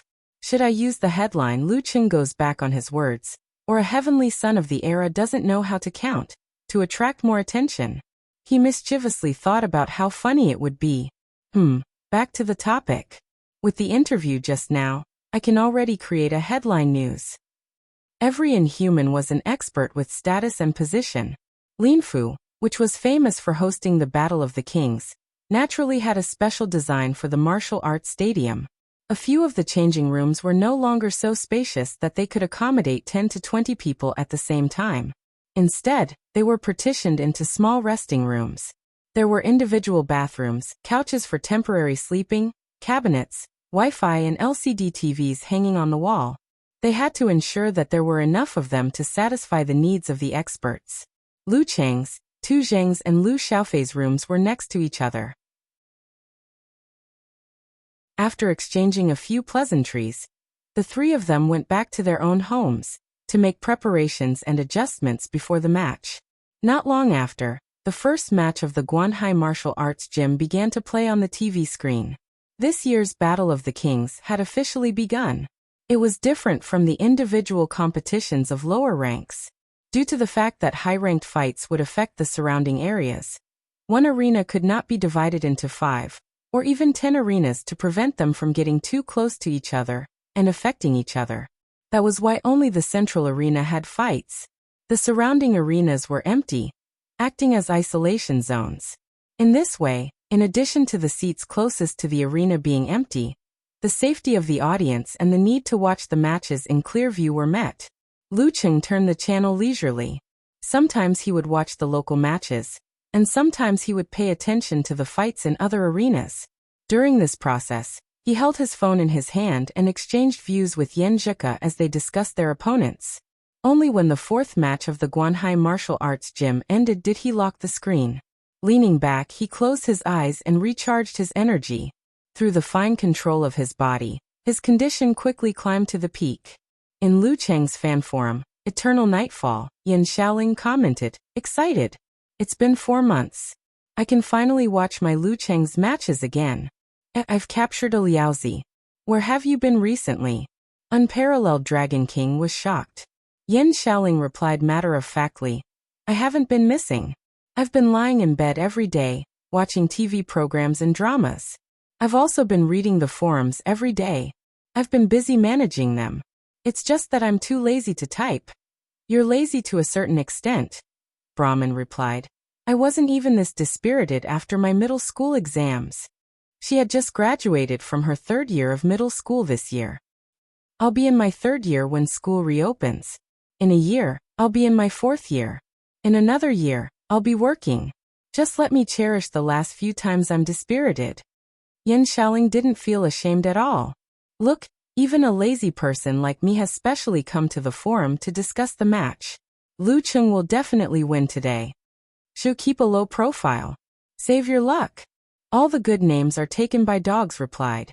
A lot of cats also popped up. Yan Xiaoling, have you memorized the vocabulary yet? Don't mention such unpleasant things when I'm looking forward to it. Crying face emoji, Yan Xiaoling replied. Lin Yu is not easy to win. Unparalleled Dragon King emphasized. Bull Demon King laughed. Yeah. Just the fact that he beat Dragon King and Warrior Sage in the past is enough for him to brag about for the rest of his life. He beat Dragon King and Warrior Sage. Falling to the ground expression. Nye Chi-Chi expressed her shock. He won once. That was when Warrior Sage and Dragon King had just entered the Inhuman stage. With the strength of a senior 4th pin, he won 1 match in the Master Battle, and 1 in the Supreme Class Battle. Unparalleled Dragon King explained with a smile. As expected of a senior. Brahman heaved a sigh of relief and praised. This is all old news. The martial art that I'm most envious of in my life is the immortal flesh. Okamoto's fan snickered. What's the most important thing for a man? He's soft when he needs to be and hard when he needs to be. He's so dirty that he can't even see his own fingers. Is the immortal flesh very powerful? Yan Xiaoling, a half-assed martial arts enthusiast, maintained her good habit of asking questions whenever she didn't understand. The most powerful martial art of Shizhou Island. What do you think? Unparalleled Dragon King described. Not only does it have great strength and endurance, but it can also nullify or reduce the effects of most poisons. It's impenetrable by fire, impenetrable by water, and has extremely strong recovery ability. In short, it's like wearing a reflective armor. Is he fine even if he doesn't eat, drink, or go to the toilet for a long time? Eyes wide open expression, asked Yan Xiaoling. This senior is very powerful, but Lu Cheng will definitely win. Theoretically, yes. A plumber eating mushrooms replied, wandering over. Yan Xiaoling sent an expression of slamming the table. I'm so envious. If I can master it, I can really not get out of bed for a month. Everyone was speechless. After more than 20 minutes, Lu Cheng suddenly opened his eyes. His eyes were shining like the brightest stars in the dark night sky. After waiting for more than 10 seconds, there was a rhythmic knock on the door of the resting room. It was neither light nor heavy, just right. Who is it? Lu Cheng asked knowingly. Mr. Lu, your match is about to start. It's time for you to go on stage. The staff member lowered his voice, afraid that he would disturb the other inhuman experts in the resting room. All right. Lu Cheng picked up his phone and asked for a love cheer from his wife. He opened the door and walked out of the area with the staff member. He walked into the competition venue. Lu Cheng! Lu Cheng! Shouts rang out suddenly, gathering and soaring to the sky. It was as if they could flip the roof of the stadium. This familiar feeling made Lu Cheng's body tremble slightly. It was as if he had returned to the national competition. How nostalgic! How I like it! He waved to the surroundings and walked to the side of the arena amidst even more enthusiastic cheers. He walked up the stone steps without showing off his aura. It was like the calm before a snowstorm. Lin Yu was already waiting on the opposite side. He was about 1.8 m tall, and his golden martial arts suit swelled slightly with the rhythm of his breathing. It was as if he had a unique vitality. He had a thin buzz cut, thick eyebrows and deep eyes. He had a calm temperament and sharp edges. There was nothing special about his facial features. He looked more like a successful person from a debt collection company than a martial artist. Seeing Lu Cheng enter the arena, he smiled and nodded with a relaxed expression. Lu Cheng, who had handed his belongings to the competition supervisor, returned the greeting calmly. The referee checked the clock and raised his right hand. Conversation time starts now. Lin Yu cleared his throat and smiled. In this place, I have met the Dragon King, the Martial Sage, the Wisdom King, the Living Buddha, and many talented young people. Lu Cheng didn't interrupt him and patiently waited for him to finish.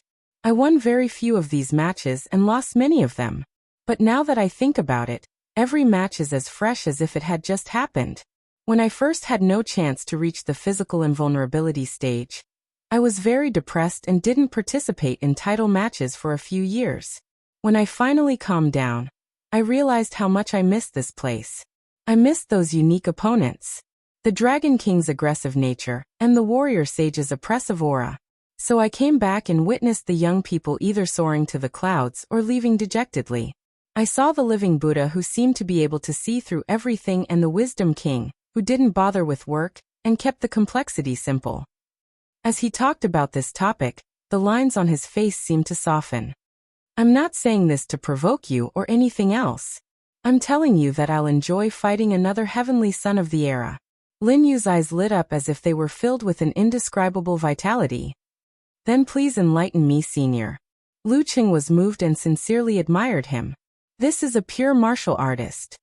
Senior? If your master hears this, he'll give you a tight slap. Lin Yu laughed. We have to talk as equals. I keep forgetting the fact that my master is very senior. Lu Cheng couldn't help but laugh. For the rest of the time, both of them didn't speak and kept themselves in peak condition. The referee glanced at the electronic clock and swung his arm down. His voice shook the surroundings. Begin. Lu Cheng's first title match had officially begun. Bam. He twisted his waist and broke through the air barrier. Stirring up a strong wind, he flashed to Lin Yu's left side at high speed. He didn't want to fight head-on with his opponent. Lin Yu stood there without any reaction, like an immovable mountain. Bam! Lu Cheng gathered his breathing and blood, shook his shoulders, and punched with his right fist towards his opponent's temple. Lin Yu raised his arm to block, his muscles bulging naturally as he blocked. At this moment, the Emperor Yen force in Lu Cheng's fist exploded, creating a downward force. Bam! He swung his arm and his fist changed direction strangely, smashing down on Lin Yu's neck. The 15th style of the fire sect, jet spray. At this critical moment, Lin Yu suddenly took a deep breath. His neck swelled like a python that had swallowed an elephant. His skin was stretched to its limits, glistening with a mixture of green and red. Poof! Lu Cheng's punch landed, creating ripples as if he had hit something made of thousands of pieces of cowhide.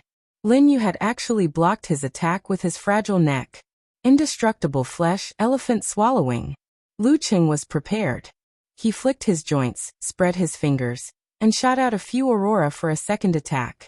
However, Lin Yu only tilted his head to avoid hitting his arteries, allowing the crystal-cold light to pierce through his tough skin and into his neck. Bam! At the same time, he threw out a punch, forcing Lu Cheng to retreat, unwilling to fight him in close combat. Whoosh! Whoosh! Whoosh! The ice spikes on his neck popped out. No blood flowed, and the wound wriggled, quickly healing. Heroes indeed come from the young. He moved his neck and chuckled. Chapter 559. Heroes indeed come from the young. As soon as he finished speaking, Lin Yu's bones cracked and his muscles tightened and loosened. It was as if there were thousands of lungs in his body that were pulling bellows, creating a roar that reverberated in the stadium, forcibly suppressing the waves of cheers. It was as if an army of fierce tigers was roaring in the forest. Bam! Lin Yu took a big stride forward, using distance reduction and exploding the air barrier, causing the strong wind to hit Lu Cheng's face. He raised his right arm, seemingly clenching his fist like a tiger's claw. He swung it down fiercely, creating another tiger's roar, and leaving a trail of white air behind him. The tiger has become a demon. Praised unparalleled Dragon King in Lu Cheng's fan forum. To be able to practice the most common tiger form to such an extent and display such a level, it was truly not easy. Lu Cheng didn't dodge. Instead, he quickly visualized as Lin Yu closed in. First, it was the deep and cold universe, followed by the appearance of thunderclouds that broke the silence. Using the realm of encountering gods in the void, he reduced the preparation of his muscles, fascias, organs and chi and blood. He shook his right shoulder and swung his arm upwards. His fist shot into the sky like a cannonball. Severe warning. In a battle of this level, Lin Yu's attacks weren't tight enough, nor were they roundabout. This gave him enough opportunities to use simplified physical invulnerability moves. He wanted to see if his opponent was equally outstanding in terms of mental strength apart from physical strength. Bam! Lu Cheng's skyrocket cannon hit his opponent's swinging fist. A cold light flashed and covered the entire area. The tiger claw that was about to pop out froze on the spot. Lin Yu's eyes were blank, as though frozen. Raising his shoulder and swinging his left arm, Lu Cheng spread his fingers. His fascias protruded as he dug at his opponent's eyes. Kill him while he's down. But at this moment Lin Yu, whose eyes were blank, tilted his head and instinctively raised his other arm to block Lu Cheng's grab. He completed the block while his mind was frozen. Indestructible flesh. Thoughtless and thoughtless. Lu Cheng clasped her forearm with his 5 fingers. He felt that her arm was soft, tough, and strong. Her strength was enough to tear apart steel plates, but she only tore his sleeve. At the same time, Lin Yu regained consciousness due to his indestructible flesh body's high resistance to mental attacks. He tightened his thighs and whipped out his tiger tail.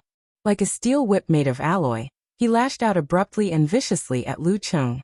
Compared to the Golden Bell Shield, the indestructible flesh body and the body of the unmovable Wisdom King each had their own strengths. It was precisely because of this that Lin Yu dared to be so bold and unafraid of simplified physical invulnerability moves. Bang! Lu Cheng seemed to have anticipated this, and let go of his grip in advance. With a burst of strength in his abdomen, he was propelled backwards. In an instant he slid more than 10 meters away, leaving 2 crystal-like tracks on the ground. Crack! Lin Yu's kick missed, but he immediately tapped the ground and combined perfectly with the withdrawal and eruption of his chi and blood. He transformed into an eagle soaring in the sky and pounced on Lu Cheng. His shadow covered Lu Cheng's line of sight and figure. This time, there was no room for simplified physical invulnerability moves. Thump! His feet planted firmly on the ground. He swung his right fist and punched out. His left arm followed suit and connected like a machine gun. Boom! Boom! Boom! His fascia stretched, his joints sprang, and the Dan force in his abdomen erupted like a volcano. Lin Yu's machine punch felt like thousands of cannons were firing at the same time. It was fast, fierce, brilliant, and magnificent. In his eyes, Lu Cheng's pupils suddenly turned red and then purple. He pushed his palms out calmly and blocked the 2 cannonball-like fists. Phew! Lu Cheng opened his mouth and spat out a light purple flame. It merged with the flame stream in his palms and collapsed into a vortex, firmly blocking the enemy's attack. Simplified physical invulnerability move of the fire sect, Purple Sun. Boom! The whirlpool exploded, shooting out purple flames and hitting Lin Yu's body. However, Lin Yu only closed his eyes and took the hit with his body. Shallow burn marks were left all over his body, but they quickly fell off. He was as good as new without any injuries. Lu Cheng used the rebound of the explosion to pull his waist and back. He leaped more than 10 meters away and out of the range of machine punch. Seeing Lin Yu pouncing on him again, he lowered his arms and shook his wrists. throwing out the white cold light and red flames that were moving close to the ground. At the same time, he swung his center of gravity and bulged his muscles. He forcibly turned around and changed his position with the help of the strong wind. Thump! Thump! It was as if there was a gigantic elephant running on the arena. Lin Yu broke through the cold light and scattered the flames. No matter if it was the cold or the burning heat, he was not affected at all. He was not slowed down at all. His muscles were bulging out of his golden martial arts suit. His muscles were clearly defined, and his body lines were firm. Such a scene and such a body made the blood of the audience boil. They couldn't wait to emulate him. This was the beauty of strength. This was the feeling of battle. Thump! Thump! Thump! Thump! Thump! Lu Qing changed his direction continuously. It was as if the arena was shrouded in thunderclouds. Continuous explosions and strong winds blew. The aftermath even shook the big screen hanging in the air. Flying sand and rolling stones were not enough to describe this scene. This was the power of a demigod. In the next few minutes, Lu Qing kept changing his tactics. He used Scorch, Burning God, Jet Spray, Snow Expanse, Cold Bite and Aurora. Unfortunately, none of them caused any substantial damage to Lin Yu. It was like being bitten by a mosquito, completely harmless. However, Polar Ground, which affected the ground and restrained and interfered with the enemy's movements, had some effect, slowing down the enemy's attacks. This match is going to be interesting. In the Longhu Club forum, Outspoken commented, "Yeah, the immortal flesh body is so freakish. It's like a copper pea that can't be steamed, cooked, beaten, or fried. Lu Qing is going to have a lot to grind." Road to the arena sighed and agreed. Invincible Punch laughed and said, "Senior Lin is going to participate in extreme survival programs. It will definitely be interesting." In the midst of the battle, Lu Qing suddenly took a deep breath and swung back a few meters. When Lin Yu pounced on him, he visualized and activated his qi and blood to stimulate the corresponding parts of his body. The blood demon force turned into an arrow and pierced into the head of the giant elephant. Simplified army formula. In that instant, Lin Yu was in a trance. His limbs and head seemed to be tied to different horses. They were running in all directions. He tried his best to resist and prevent himself from being dismembered. However, just as he pulled the horses to a stop, a heavenly weapon shimmering with cold light suddenly slashed down. The cold light cut through his own skin. He shuddered and woke up. Lu Qing, who was in front of him, threw a punch at the void. Blazing white flames condensed on the surface of his fist. They collapsed to the limit and suddenly exploded. Boom. The light was so bright that it blurred Lin Yu's vision. Numerous fire arrows drilled into his skin, exploding and burning. The 36th move of the fire sect, Devour. Lin Yu's muscles wriggled and his skin contracted. The flames were extinguished inch by inch and didn't have much effect. However, Lu Qing took advantage of his enemy's confusion and took the initiative to close in. Bam! He punched out from his waist. Before that, he contracted his qi and blood and balanced them into Dan. He kept the burning heat away from the boundary and made the darkness even colder. Self-created unique skill, Lament of the Ice Queen.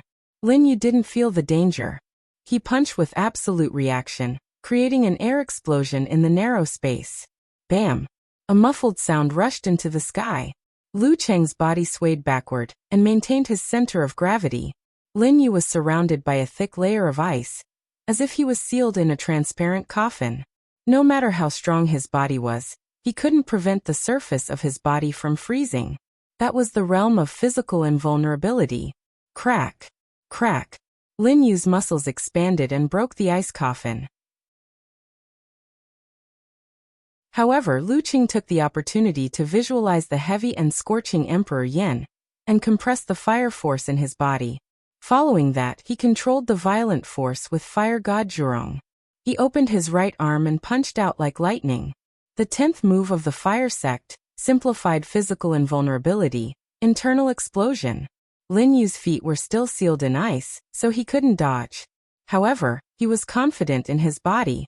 He shook his arm and punched out. Boom. The force of internal explosion couldn't penetrate completely into the enemy's body. Half of it exploded in his muscles and skin, causing only a slight vibration. The other half penetrated with difficulty, shaking his chi and blood and tumbling his organs. However, this kind of damage was nothing to Lin Yu. His expression didn't change. He pulled his feet and the ice coffin shattered completely. However, Lu Cheng had already activated his chi and blood to stimulate his body. He used the simplified fighting formula. He controlled his body and tightened most of his bulging muscles. He raised his arm and punched down. Bam! As soon as they made contact, Lu Cheng's tightened muscles relaxed. The force of the vibration spread outward, triggering Lin Yu's remaining influence and shaking his body. This was a combination of the simplified fighting formula and Thunder Roar Zen. Lin Yu's body jumped. His muscles shook and slowed down for half a beat. Lu Cheng visualized again and formed the force of internal explosion. He punched out again. Boom. Bam. Boom. Bam. Lu Cheng stretched his back and threw out punch after punch.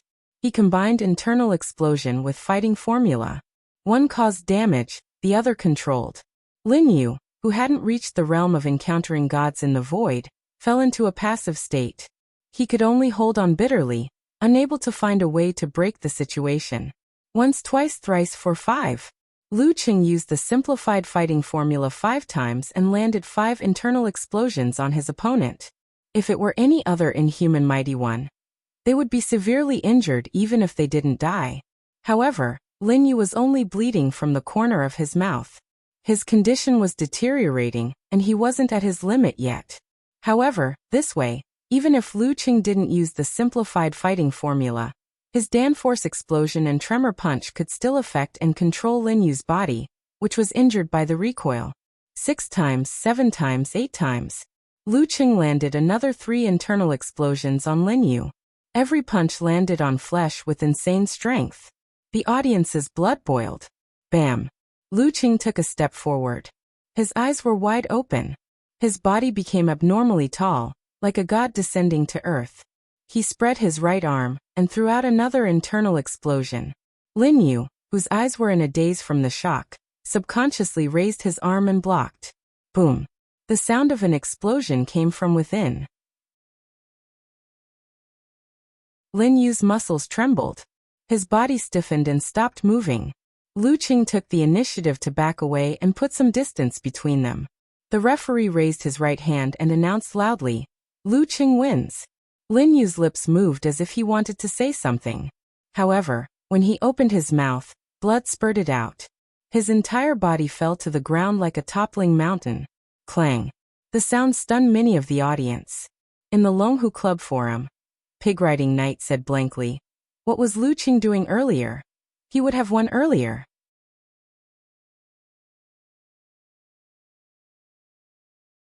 Chapter 560. Similar questions appeared in Lu Cheng's fan forum. Bull Demon King replied in a funny manner, "Maybe it's because I haven't fought for a long time, so I'm a little rusty. It's rare to have such a good opponent. If I don't take the opportunity to practice my newly learned martial arts, how can I face myself?" Unparalleled Dragon King laughed sinisterly. In other words, our Lu Cheng wasn't serious at the beginning? Yan Xiaoling asked when she didn't understand. A plumber eating mushrooms replied. Of course he was serious all the time. But most of the time his purpose was to try and gain experience. Simply speaking, a competition that doesn't aim to win is a hooligan. Okamoto's fan concluded concisely. If you don't mind, I can use a more vivid metaphor to describe it. I don't want to hear it. It's definitely dirty. Covering ears and shaking head expression, replied Brahman. Fight, fight, fight. The last few moves were simply awesome. Ageless Old Spear continued to vent his emotions. Yes, so cool, added Nyechichi. Yan Xiaoling replied with a proud expression. Haha, like I said, there's no need to keep a low profile for the current opponents. When has Lu Cheng ever disappointed us? Yes, yes, yes. All the good names are taken by dogs, replied with a certain meme. Then sighed and said, speaking of this, I think of Lin Quebec. He should have had a smooth sailing life, but now he can only participate in competitions below the inhuman stage, and the ones that aren't too important. He can only watch the broadcast occasionally, sigh. I feel sorry for Lin K. Don't you have a new Adonis? Asked Brahman curiously. When did I have a new Adonis? Confused expression, replied, all the good names are taken by dogs. Yin Shaoling pointed out. Didn't you say that Poison Milk Hierarch's hairless style was very cute? Without waiting for a reply, she replayed the match excitedly. She took a few screenshots of Lu Cheng's handsome and tough moves, and was busy collecting and categorizing them for the Squirrel Gang. In the resting room, Tu Zheng sat on the sofa with his body bent forward. His right elbow was supporting his thigh and his fist was supporting his chin. He stared intently at the TV screen which was replaying the match. Beep. His phone rang. He received a message from Lu Xiaofei next door. Leader 2, Lu Qing created that move himself, right? He had seen him use it during the National University Martial Arts competition in April. Now that he saw it again, he was even more certain of it. Yeah, it should be the result of comprehending boundless starry sky, absolute frost. That move was originally not perfect enough, but for him to come up with something new, it is indeed impressive. Tu Zheng deliberated for a few seconds before replying to Lu Xiaofei. He should be the leader of this generation of inhumans who practice the unique skills of the Ice Sect. I don't know what the Wuyue Club is thinking, but they didn't stop him from joining us. After clicking the send button, Tu Zheng remained silent for a moment before he suddenly sighed. Lu Cheng's performance was more than just awesome. At his current level, after comprehending the Fire Sect's physical invulnerability chapters, it wasn't strange for him to create a move or two. However, for a unique skill to have the power of a simplified physical invulnerability move, that was unimaginable. It was said that Lu Cheng's master had done something similar when he was at the inhuman stage. He combined the skills of the Thunder Sect and the Ice Sect and created a tremor punch. The killer move was a simplified physical invulnerability move, but it was only similar. This was because the killer move was based on the simplified physical invulnerability move of the Ice Sect, Hibernation, with some new additions. As for Lu Cheng's move, it seemed to have been created from nothing. At least, no one had seen anything similar before for those below physical invulnerability. Sigh. Facing such a heavenly son of the era. Even if I could suppress him in terms of strength and realm, I would still feel dejected from time to time. Of course, this was also motivation. In the arena, Lu Qing saw Lin Yu fall and almost create a huge crater. He hurried over and tried to help him up and send him to the emergency room. He admired this pure-blooded martial artist quite a lot. At this moment, Lin Yu supported himself with his arms and stood up slowly. He wiped the blood from his mouth and gave a thumbs up weakly. Impressive. You almost broke my old bones. Damn. He can still move. He's still alive and kicking? Lu Cheng's mouth was half open. He had forgotten what he wanted to say. He could control the minute details of his body and make precise repairs. If he took 5 internal explosions from someone of the same level, he would be seriously injured and on the verge of death. Other than being sent to the emergency room, he couldn't do anything else. However, Lin Yu took a total of 9 internal explosions and looked like he could still run home. He could barely hold on when all his injuries were detonated. In the blink of an eye, he recovered. The indestructible flesh body was truly perverse. He's really a freaking monster. He's really a demonic beast from Nebula M78, Lu Qing thought in surprise. However, even the strongest martial arts had its shortcomings. Immortal flesh couldn't produce all kinds of mysterious force. Only the recovery effect and defensibility were insane. Fierce. Each generation is more ruthless than the previous. Lin Yu shook his head with a smile and bowed. He turned around and walked towards the stone steps without a trace of hesitation. At first he was still staggering. Later on, he was steady. Phew, it's true that I have to experience it personally to be able to grasp the various impressive aspects of the indestructible flesh. Watching videos would only give me a superficial understanding of it, and I wouldn't be able to form a distinct impression of it. Lu Qing sighed to himself. Amidst the shouts of Lu Qing from the crowd, he walked down the arena and returned to his exclusive lounge. After sharing the details of the previous battle with Yen Zheka, Lu Qing collected himself and controlled his qi and blood. He repaired his body from the minute details and healed the injuries that had just appeared. Half an hour later, He was even able to divert his attention to watch the battles in other matches. In the afternoon, he filled his stomach with Tu Zheng and Lu Xiaofei at the restaurant attached to the Guanhai Martial Arts Stadium. After that, he slept for about 40 minutes. After that, his essence, chi, spirit, will, and body were back to their peak and ready for another battle. This was the benefit of combining the all-seeing God realm and the wholeness formula. In the afternoon, he watched the battles of Tu Zheng, Lu Xiaofei, and the rest of his teammates in the resting room. He took turns to ponder about the other popular matches, and had a great discussion with his wife. During this process, and Chaoyang sent him a good news. He said that he had encountered a fifth pinyin human. After a tough battle, he finally won by a hair's breadth and didn't embarrass himself by being eliminated in the first round. As for Peng Liyun, who was fighting in the last match in the afternoon, with the help of the encountering gods in the void, self-reflection realm, his wave-after-wave godly skill had taken another step forward. Surprisingly, he did not face the predicament of nearly losing. From start to finish, everything was under his control. He seems to be a little stronger than me again. Lu Qing smacked his lips. In the evening, at the Sky Moon Martial Arts Stadium, Run Li went up the stage and displayed the all-seeing God realm. She won without a doubt. This made Lu Qing feel an inexplicable pressure. Those two guys are improving at lightning speed. I can't be left behind again after working so hard to catch up. Full of energy, he returned to the hotel with Tu Zheng and Lu Xiaofei, who had also won. For the rest of the day, other than training and eating, Lu Qing didn't leave the room. As there were too many popular matches to pay attention to, there were piles of videos he wanted to watch, and there were too many details to figure out. He didn't have the time to wander around. Yenjika was always very interested in such things. She seemed to have put herself in her shoes and was also participating in the Battle of the Kings. She chatted enthusiastically with Lu Qing. After the first round ended, there was a day's rest. Lu Qing was still holed up in the hotel, researching the competitors who were stronger than him. He was so busy that he didn't even have time to play games. He picked up his phone and replied to his little fairy.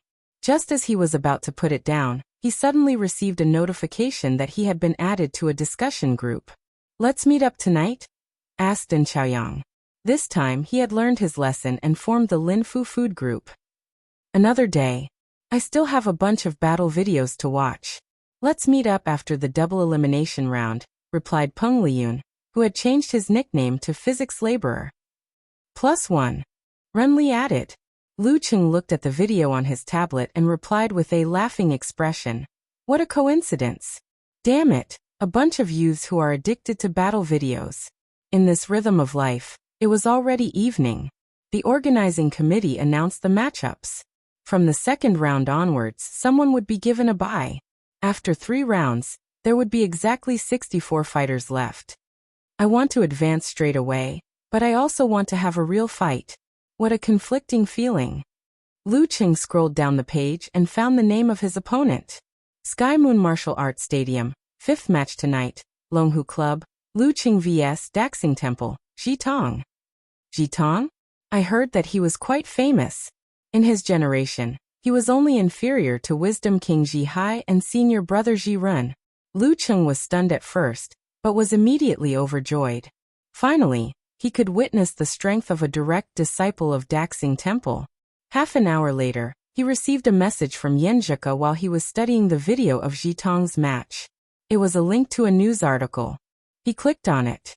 Jitong was stopped by the official reporter of Battle of the Kings, outside the Zen temple where he lived. He accepted the interview. He put his palms together and said, Namo Amitba. A monk doesn't lie. This humble monk wants to win against almsgiver Lu. The video ended and the reporter commented, he also has the strength to win.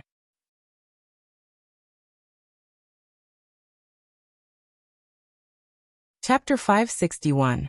After the news ended, it switched back to the anchor. He chuckled and said, as you can see, Jitong, Peng Liyun, and Run Li's opponents all expressed their desire to win. The reputation of the heavenly son of the era is both a compliment and a pressure. When others meet you, they will be filled with fighting spirit. A tree that stands out in the forest will be blown away by the wind. A person who is stronger than others will be ridiculed by the crowd. Defeating a heavenly son of the era is definitely something to be proud of and engraved in people's minds. Let's wipe our eyes and wait patiently. This live streamer is pretty good. Just a few words, and she's able to make people's blood boil. Lu Cheng praised in his heart. He replied to Ke calmly, but I want to win too. What should I do? He added with a confused emoji. Yenjika patted his shoulder and said, Comrade Lu Cheng, I believe you can win as long as you don't act recklessly.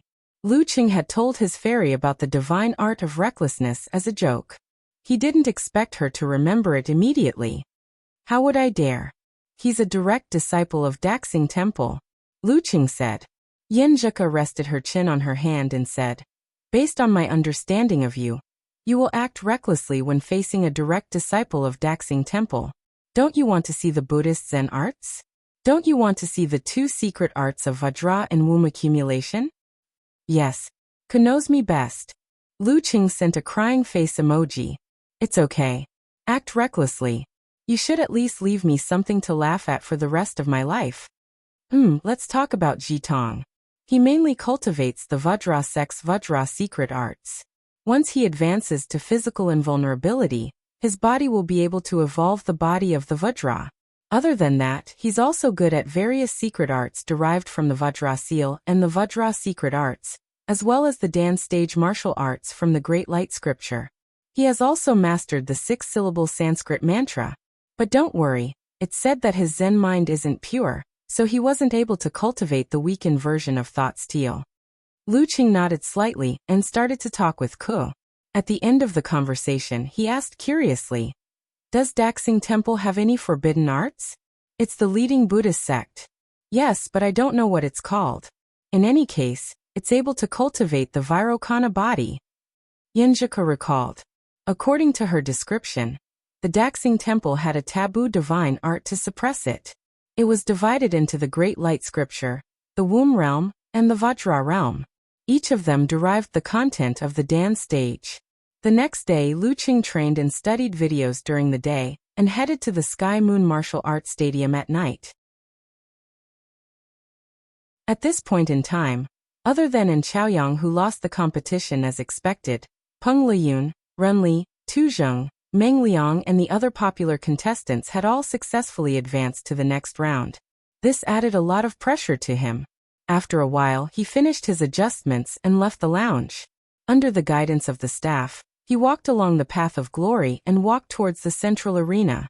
Amidst the cheers of the crowd, Lu Cheng finished climbing the stone steps and saw Jitong. He was wearing a gray monk's robe and his scalp was gray. His eyes were more black than white, giving him a gloomy look. The great Vidranath was also known as the Devil Deka. After they nodded to each other, the referee did not wait any longer. He raised his right hand and shouted, Conversation time starts now. Jitong put his palms together in front of his chest and said softly, Almsgiver Lu, I believe you have seen the interview I accepted last night? His tone was calm and did not show any signs of aggression. Yes, but anyone would want to win. There's nothing strange about it, replied Lu Cheng calmly. Jitong nodded slightly and laughed softly. All this while Master Abbot and my master thought that I was too competitive and had hindered the progress of Buddhism. I want to prove to them that fighting can also make one a Buddha. He said the last few words in a rhythmic tone. The gloominess in his eyes faded away, and was replaced by a golden glow. A strong desire to fight came from the bottom of his heart. There was even a hint of his original intention. At this moment, the Jitong in Lu Cheng's eyes suddenly grew taller. His expression was solemn and dignified. He could intimidate and subdue external demons, and make people cower in fear. At the same time, the golden glow around him spread out in circles and illuminated the entire arena. It was both holy and compassionate, causing many in the audience to have the urge to worship him. Awe-inspiring on the inside and the light of Buddha on the outside. Pressure assaulted his heart, and his aura interfered with his mind. Lu Cheng quickly reined in his thoughts and turned water into ice. He turned the lake into a mirror and settled all the negative feelings, so that they would no longer rise and fall. Whoosh! A cold wind seemed to blow past the arena. Amidst the coldness was the true meaning of blood fiend formed from thousands of killings. It was as though an apocalyptic blizzard was about to arrive. The light of Buddha dimmed slightly and rippled in all directions. It withstood the terrifying blizzard softly but tenaciously, like a lantern that illuminated the path to return home on a snowy night. The battle of auras was evenly matched. Jitong retracted his gaze and no longer looked at Lu Cheng. His lips moved as he began chanting scriptures. It went from soft to silent and grew louder and louder. Buzz, buzz, buzz. Lu Cheng felt as though there were 1,000 monks chanting Buddhist scriptures while knocking on wooden fish. Amidst the noise, there was a sense of transcendence. It caused cracks to form on his ice mirror, and the lake to ripple. Can conversation time be used like this? Lu Cheng's eyes darkened. He took control of his body with the stance of all-seeing God. Thump, thump, thump. His heartbeat grew louder and louder. It contained the whistling of the blizzard and the swinging of weapons. Thump, thump, thump. Jitong felt his heartbeat quicken involuntarily, resonating with Lu Cheng's chest more than 20 meters away. His blood flow was impeded and his head was spinning. Just as the two were exchanging blows across the air, the referee raised his arm and waved his hand. He announced loudly, "Begin." The second round of the Battle of the Kings preliminaries had officially begun. Kacha. Jitong took a step forward and stepped on the lotus flower. In an instant he was 5 meters away from Lu Cheng. The light of Buddha around him had yet to dissipate. Without stopping, he shook his right arm. His palm seemed heavy but was actually swift. His skin was golden, as though cast from brass. It was the great Vajra palm derived from the Vajra seal of the Vajra sect. Bam! This palm strike solidified the air in front of it, causing it to condense inch by inch into a steel plate that headed straight for Lu Cheng. The second attack was the chi followed by the palm strike. This way, if the enemy tried to parry, the air current steel plate would consume most of his strength, giving the subsequent great Vajra palm a huge advantage. Lu Cheng didn't move around. He calmly withdrew his chi and blood and exploded his danforce. Then he pulled his arm, bulged his muscles, and threw a punch at the solidified air current. Bam! The steel plate scattered and the air current turned into waves. A pale golden palm struck out from the eye of the storm and was about to hit Lu Cheng's fist. Without much resistance from his opponent, Jitong could shatter the bones of a martial artist of the same level with a single palm strike. At this moment, a muffled explosion sound came from Lu Cheng's fist and wrist. His exhausted attack was rejuvenated and moved forward another inch. The 15th style of the fire sect, jet spray. This was another type of application. Bam! The pale golden palm shook as if it was about to shatter. At this moment, Jitong extended his other hand from his waist. Fast as lightning. He curled his forefingers and extended his thumb to poke at his opponent's abdomen. The pale golden light of Buddha turned into two colors: pure, clear, dangerous, and terrifying. Vajra seal, demon vanquishing finger. It was good at breaking through the hard and could restrain divine kung fu like golden bell shield, and immortal flesh to a certain extent. Lu Cheng's stance was perfect. His left fist didn't lose its position.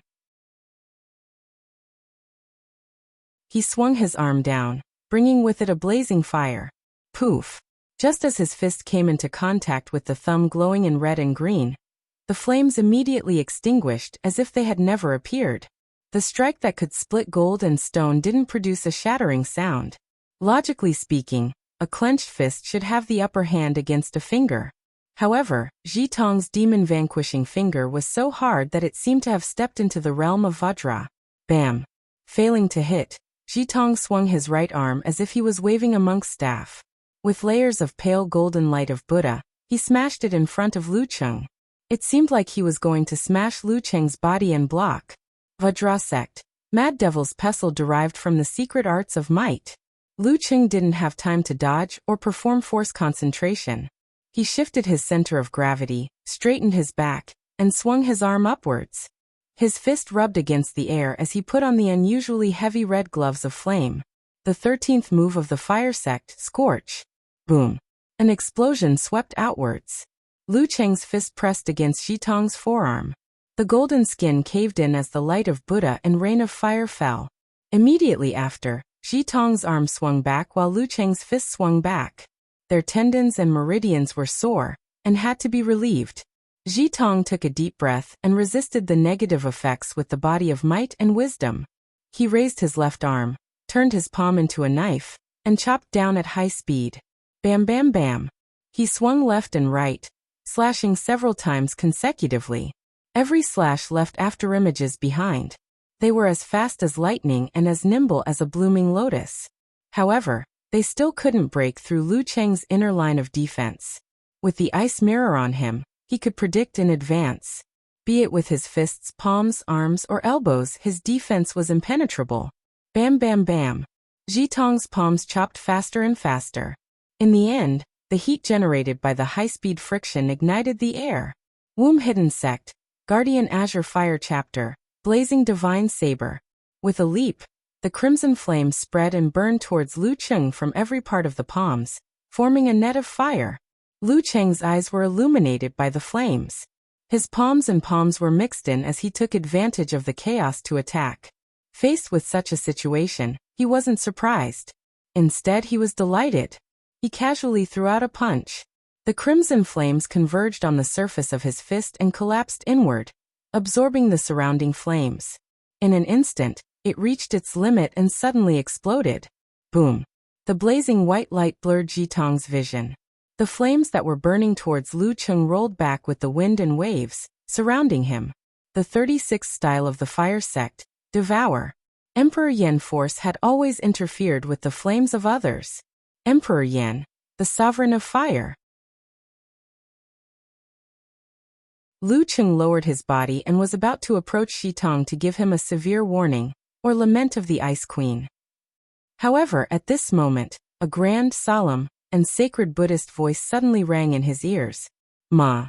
Once the voice was heard, heaven and earth seemed to be connected. The surrounding airflow contracted and turned into a swamp, forming a cage. It froze the flames and restrained Lu Cheng. 6 syllables of Sanskrit mantra Ma syllable. Lu Cheng knew he was in trouble the moment he froze. Seeing that he couldn't throw a punch, he immediately redirected his chi and blood, expanded his muscles, and used pure strength to break free from the entanglement. Bam bam bam. The sound of the airflow barrier breaking rang out continuously. At this moment, Jitong's vision had recovered. He formed a new seal with his hands. Taking advantage of this opportunity, he exhaled solemnly and said, Ba! His voice reverberated in the surroundings. The Buddhist light shone brightly. Under the guidance of a mysterious force, they formed 4 arms on Jitong's shoulders. 4 illusory dark blue, terrifying, and exaggerated arms. At the same time, Jitong's expression showed obvious anger. His muscles bulged and his skin turned from pale gold to blue. He looked gloomy and powerful. Wisdom King transformation, propelled by the Ba syllable. This was a killer move that Jitong, who was highly talented in battle, had painstakingly created. It was one of the top 3 simplified physical invulnerability moves of various sects. The only downside was that it took a long time to prepare. Therefore, he had to find an opportunity to trap Lu Cheng with the Ma syllable. And this opportunity was created by Jitong from the very beginning. How could he not know that Lu Cheng had Emperor Yan force and mastered the Dan stage chapter of the fire sect? He was waiting for Lu Cheng to counterattack and mess up the situation. Bam bam bam. Jitong took a step forward. His fists and the 4 new arms smashed towards Lu Cheng, who had just broken free from the restraints. There was no fancy move, just a flurry of blows. Lu Cheng's eyes narrowed. Before his opponent took a step forward, he had already outlined the ancient word. He formed a seal with both hands, aimed it at himself and shouted, Fighting! The complete fighting formula. 9 words formula versus 6 words mantra. The outline of his muscles was shocking. Lu Cheng leaned back, raised his arms and swung them horizontally. Boom. The 6 arms smashed down. The airflow was blown apart. Lu Cheng's body swayed as he felt the surging power. His arms trembled and were about to break. Without the combination of simplified physical invulnerability moves, the fighting formula was still lacking. Lu Cheng had no choice but to twist his back and push his legs inward. With superior control, he directed the unbearable external force to the ground. Crack. He lowered his body and both his legs sank into the arena, up to 2 inches above his ankles. What kind of terrifying power was this? What kind of exaggerated effect was this? In the Longhu Club, Optimus Prime Longjun wiped the sweat off his forehead as he walked out of the volcano laboratory. He saw Dragon King Chen Qitao watching the battle between Lu Qing and Ji Tong. Wisdom King transformation? Longjun took a glance and clicked his tongue. It's just a pretty face, Chen Qitao commented succinctly. Longjun smiled and didn't say a word. This was the Dragon King's attitude towards the various forms of Wisdom King and God spirits. From his point of view, the formation of 4 arms and 3 heads was a requirement of the Buddhist and Taoist sects when they preached. It was to shock the masses and gather believers. However, in a real battle, it would appear to be a waste of energy. If he had the time, he could just form them into spheres. Not only would it take less time to prepare for the 3 heads and 6 arms Wisdom King transformation, but the effect could also be concentrated, increasing the power by at least 20%. Under the guidance of this philosophy, the secret arts of the fire sect that he inherited from the Taoist sect were modified beyond recognition. He was often mocked by warrior sages for being a tortoise puncher. Lu Cheng's qi and blood were churning violently, his muscles were trembling. His legs were trapped in the limestone. For a moment, Lu Cheng couldn't pull them out. His right arm's skin turned black, and his bones and tendons were extremely sore. He temporarily lost the ability to exert force. Ji Tong retracted his angry form and became solemn again. He clasped his palms together. Under the guidance of visualization, he gathered all the remaining Buddha's light in the center of his closed palms. He was going to use the simplified physical invulnerability move from the Great Light Scripture, Tathagata's finger, to clinch victory. This was also a move that was hard to defend against. It was extremely taxing on the body. However, once it hit the enemy, even if the enemy had the indestructible flesh body, they would still be penetrated if they hadn't reached physical invulnerability. However, the preparation time was too long, and the signs were obvious. If he hadn't stopped Lu Cheng on the spot, Ji Tong wouldn't have wasted the time to use it. As for now, it was time to finish it in one fell swoop. Dong dong dong. Lu Cheng's heart raced as he sensed a strong sense of danger. He couldn't be bothered to clean up his wounds and regroup. He seized the time to visualize the deep and cold dark universe and the heavy great sun that was finally ignited by the accumulation of dust. Mutated version of severe warning. At this moment, Ji Tong opened his palms slightly and a crack appeared. An extremely bright laser shot out like the finger of Mahavairakana, heading straight for Lu Cheng's lower abdomen.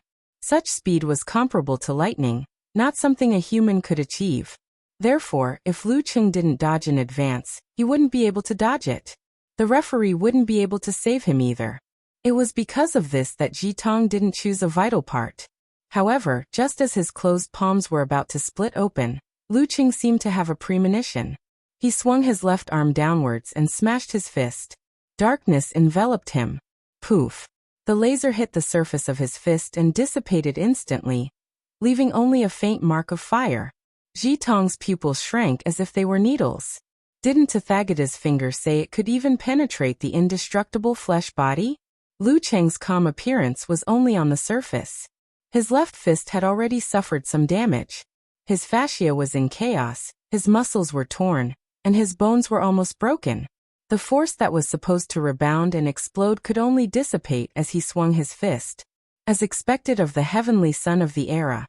As Lu Cheng swung his fist, Ji Tong secretly used the Weng formula, using the sword of wisdom to sever the fear and hesitation in his heart, and shake off his emotional turmoil. He formed another hand seal and said solemnly, "Om." It was as if something from heaven and earth had entered his body and stimulated it. His qi and blood surged and reached the pinnacle again. At this moment, Ji Tong hadn't reached his limit and still had a lot of stamina. However, he still used the OM formula in advance. Only by maintaining his peak condition and suppressing his opponent would he have a chance of defeating the injured Lu Cheng. If he dragged it out to his limit, there would be many variables in between. He might even be at a disadvantage and lose the opportunity to use it. Saving your trump card for last was the stupidest choice. In the blink of an eye, Jitong's condition was refreshed. Once again he emitted circles of Buddha's light. Seeing Lu Qing break free from the bluestone trap, he slid forward and approached him. At this moment, Lu Qing had already controlled his injuries with the encountering gods in the void realm. His qi and blood circulated, stimulating his body and expanding his fascia. Half of his muscles tightened, ready to strike. Simplified fighting formula combined with thunder roar zen. Bam! Lu Qing swung his arm and punched at Jitong, who had just recovered to his peak condition. Jitong struck out with his palm. His pale golden palm hit his opponent's fist. Bam! Lu Qing tightened his muscles in a hurry. His strength suddenly exploded at a single point, causing a strong vibration. Jitong's body jumped slightly. His organs shook, but his movements didn't slow down. Lu Qing circulated his qi and blood again, using the simplified fighting formula. He tightened his muscles again, and struck out with thunder roar zen. Bam bam bam. He spread his arms and swung them with every step. With one fighting roar and one thunder roar, his body became abnormally tall. It was as if the thunder god had descended, and was swinging his electric hammer left and right. There was nothing fancy about it. It was pure strength and pure oppression. Bam bam bam. Jitong couldn't find a gap in his opponent's tight rhythm, and could only block. After a few consecutive strikes, his qi and blood were in serious turmoil. His organs were shaking and his muscles were trembling, making it difficult for him to exert force. Wuyue province Moshang. Seeing this, Geyser clicked his tongue and said, "This brat finally has some of the demeanor of, ahem, the old me when I killed an inhuman with 19 thunder roar zen." After 5 punches, Lu Qing slowed down and changed his rhythm. Taking advantage of the fact that Jitong's eyes were still unfocused, and the vibration hadn't been suppressed, he made the thundercloud appear in the darkness, and let the sound break the ice. Bam! He struck again, smashing down from above. This time it was slightly different from before. Severe warning. This was necessary to control the rhythm of the battle, and also because his fighting formula had reached its limit. Bam! Jitong instinctively blocked with the Vajra palm. His vision turned black and he felt cold all over. He seemed to have lost consciousness. Lu Qing took half a step forward and visualized Emperor Yan, compressing his fire force. His eyes widened as if the fire god Zhurong had appeared in the void. He punched out with his left fist, aiming for Jitong's waist. Boom! Jitong's mind was stabilized with a hum, and he quickly broke free from the freezing of his thoughts. He barely managed to block the attack, but the power of the implosion completely triggered the tremors that he had been painstakingly suppressing. His organs and tendons were also damaged, and his legs that wanted to dodge temporarily lost their strength. As his body trembled, Lu Qing straightened his back and threw a punch. It was the same size, the same power, and the same internal explosion. Because of his encountering gods in the void realm, his internal explosion punch was much simpler and shorter. He could now take advantage of his opponent's delay due to the vibration and injuries. After a boom, Lu Qing raised his left arm and raised his right fist again. Another internal explosion and dantian, not giving his opponent any time to adjust. Boom! Jitong's palm pressed against his lower abdomen. He felt something exploding in his body. His mind buzzed and his vision turned red. Blood flowed out from the corner of his mouth. His body went limp and fell onto Lu Qing's raised arm. The same question echoed in his mind. Why? Why is it that even though I'm back at my peak, I'm not as good as I was in the first half of the battle? Lu Qing turned his fist into a palm and supported Jitong firmly. The referee's voice rang in his ears. Lu Qing wins. It's like a bug in the system. Lu Qing can easily take down any opponent who isn't in the same realm as him. Long Zhen shook his head and laughed, standing tall like a mountain. That little monk is too stupid. He actually went head-to-head with an opponent with all-seeing God. At some point, Ning Zitong had appeared in the control room of the laboratory.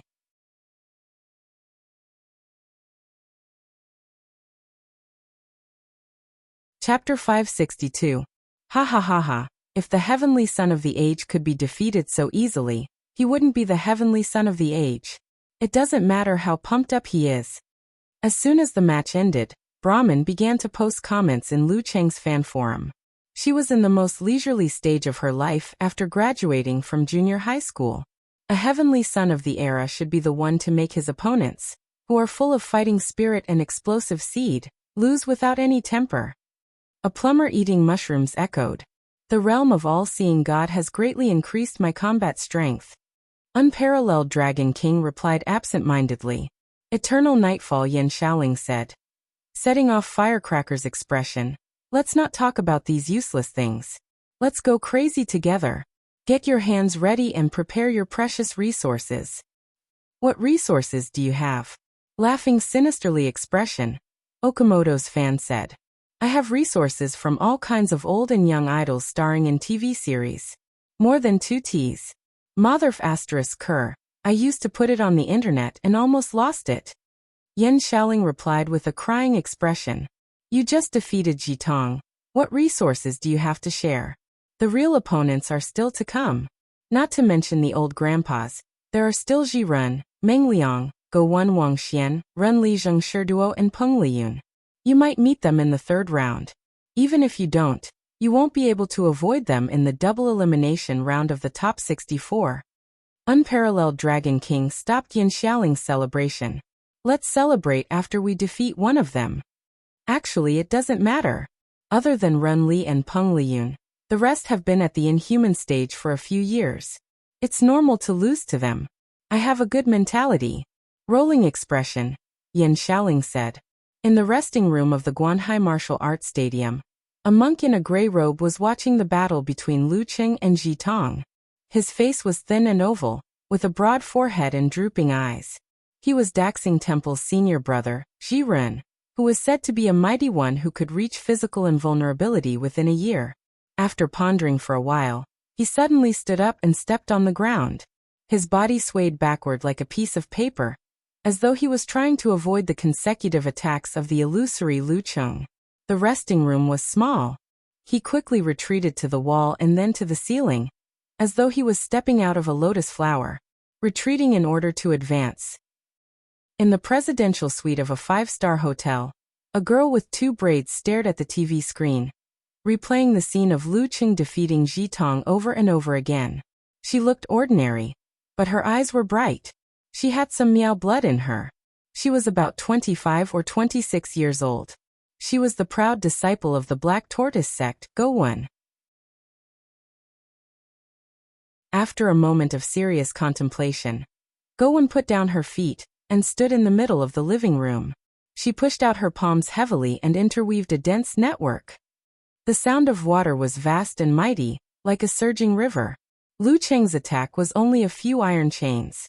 They could stop the ship, but they couldn't stop the current. She stopped and adjusted from time to time. Gradually, the girl felt more confident. In a certain room on the 33rd floor of Wanhua Hotel, Tu Zheng held the remote control in his hand. His gaze was unfocused as he stared ahead. His mind was filled with images of Lu Cheng's continuous thundering zen and internal explosion. How should he deal with it? After thinking for a while, he retracted his gaze and regained his composure. He put down the remote control and walked to the desk with an empty space. He lowered his waist and got into position. As the flames burned his body, his potential was stimulated. Sounds of tendons stretching and bones popping could be heard from Tu Zheng's body. He grew taller in an instant. Bang! Bang! Bang! He controlled his strength and swung his fist forward. In his imagination, this was a combination of explosive secret arts and flaming cannon punch. He was going to fight Lu Qing head-on and tremors against tremors. In the end, it would be internal explosion against internal explosion to see who could last the longest. They were both in the realm of encountering gods in the void, but he who was close to attaining physical invulnerability was clearly superior to Lu Qing. Rather than battle strength, it was better to compete in levels. While the popular fighters were imagining how to overcome the situation, Lu Qing bowed and watched as Ji Tong was helped to the emergency room. His injuries weren't fatal, but they were serious enough. In comparison, Lin Yu, who could leave on his own after taking 9 internal explosions, was like a transformer. His qi and blood circulated slowly, stimulating a certain part of his body. Lu Qing, whose mind was empty, was full of energy again. Both his arms and fists were badly injured, and there were some internal injuries as well. He had to quickly control the fine details and mend the cracks, so as not to miss the best opportunity and affect the competition the day after tomorrow. This also required an abundance of energy to control the realm of all-seeing God. Hence, he secretly used the simplified wholeness formula. After secretly mending, Lu Qing walked down the stone steps amidst the thunderous cheers and took back his phone and other items from the competition supervisor. Just as his screen lit up and he logged into the app, he saw a message from Yenjika. "What a pity. You almost lost. Shouldn't you be happy that I won the competition?" Lu Qing slowed down and replied with a laugh. Yenjika replied shyly, "I'm a little disappointed. I didn't even have the chance to laugh at you. Only a little disappointed." "That means you're mostly happy?" Lu Qing pointed out with a smile. Yenjika replied, covering face expression and sighing expression, "Don't expose me." At this moment, the official reporter of Battle of the Kings walked over and blocked Lu Qing's path with a smile. He smiled and said, "I finally have the chance to interview you." Not every match had an interview after the match. "Still 3 questions?" Lu Qing asked with a smile. "Yes." The reporter with a longer face pondered and said, "In the match between you and Ji Tong, why were you on par with him in the first half and even at a disadvantage? Why did you suppress him in the second half and leave him no chance?" Lu Qing thought about it seriously and said, "I didn't participate in the competition purely to win. I also hoped to learn more while winning. I wanted to see different kinds of martial arts and increase my accumulation. The secret arts of Daxing Temple are indeed extraordinary. I almost lost." "Really? I see." The reporter nodded slowly. After a few seconds, she suddenly froze and realized something. Lu Qing's high-sounding explanation, in other words, was equivalent to him not being serious at the beginning because he wanted to experience more of Daxing Temple's secret arts? He made it sound so reasonable that even I was sucked in. Well, it's not right to say that he wasn't serious. He just didn't try to seize the initiative and complete the absolute suppression at the beginning. Of course, this kind of thing couldn't be said directly. If Ji Tong was really pissed off, it wouldn't look good when he met the people of Daxing Temple in the future. The reporter didn't harp on the previous question. She smiled and said, "Congratulations on entering the 3rd round of the preliminaries. At this stage, there's a small chance that you'll be matched against those popular mighty ones. What do you think?" "What else can I do? Fight. I can't deny that many of them are stronger than me. I can only do my best to grasp this slim chance." Lu Qing smiled calmly. "If I can win 1, it's a holiday. If I can win 2, it's a New Year's holiday. Neither arrogant in victory nor discouraged in defeat." The reporter praised from the bottom of his heart. After the interview, Lu Qing returned to the resting room and focused on controlling his body. He planned to take the club's hired car to the underground parking lot before all the matches ended tonight. That way it wouldn't be too congested. In the stands, a young man with black hair mixed with silver suddenly stood up. He squeezed from the center of the row to the edge like a fish and walked towards the washroom. He knew that his chance to get the Jindan had come. It wasn't that he didn't have the confidence to take down Lu Qing in his best condition. However, it would definitely be troublesome. Once the battle dragged on, it would be full of variables. Regardless of Huaqing or Linfu, there was no lack of mighty ones with physical invulnerability. When the time came, he would be the one in trouble. During the first round, Lu Qing was competing in the morning. He could rest in the inhuman environment and only leave when he was back to his peak. Furthermore, he was accompanied by his teammates, so he didn't dare to act rashly. Along the way, he had forged his identity, sat in an unlicensed car, stayed in a small hotel, and even under a bridge. He had been waiting for this day as a vagrant. Now Lu Qing was exhausted after the battle. He might even be injured. Furthermore, it was night time. He definitely had to go back to the hotel to rest. Gutong wore an ordinary black t-shirt and casual pants. He disappeared from the washroom corridor without attracting any attention. He had covered all his emotions and thoughts with a secret technique, so as to avoid triggering his ability to sense danger. With one more round to go, Lu Qing opened his eyes. His injuries were about 50 to 60% better. He yawned, packed his things, and walked towards the private elevator on the other side, preparing to head to the underground parking lot. This time, there was an inhuman senior who had transferred to a management position at the Sky Moon Martial Arts Stadium. He was also competing at the same time, so he would be returning to the hotel with him. However, he was already in the car, waiting for him. Pressing the button to open the elevator, Lu Qing stepped in and pressed -2. After a short wait, the elevator went down. When it reached -1, it paused again. The door slowly opened to reveal a young man in a black t-shirt with white hair. So familiar. I think I've seen him before. Lu Cheng's heart skipped a beat, and his pupils shrank rapidly. You're tuning in to the Li Mei's Sword of Destiny YouTube channel. We're so grateful for your support, and don't forget to subscribe to join us on this incredible journey through captivating stories. Your generosity through donations truly makes a world of difference, as it's the primary source of revenue that allows me to expand and enhance this channel for you. Thank you from the bottom of my heart for being a part of this adventure.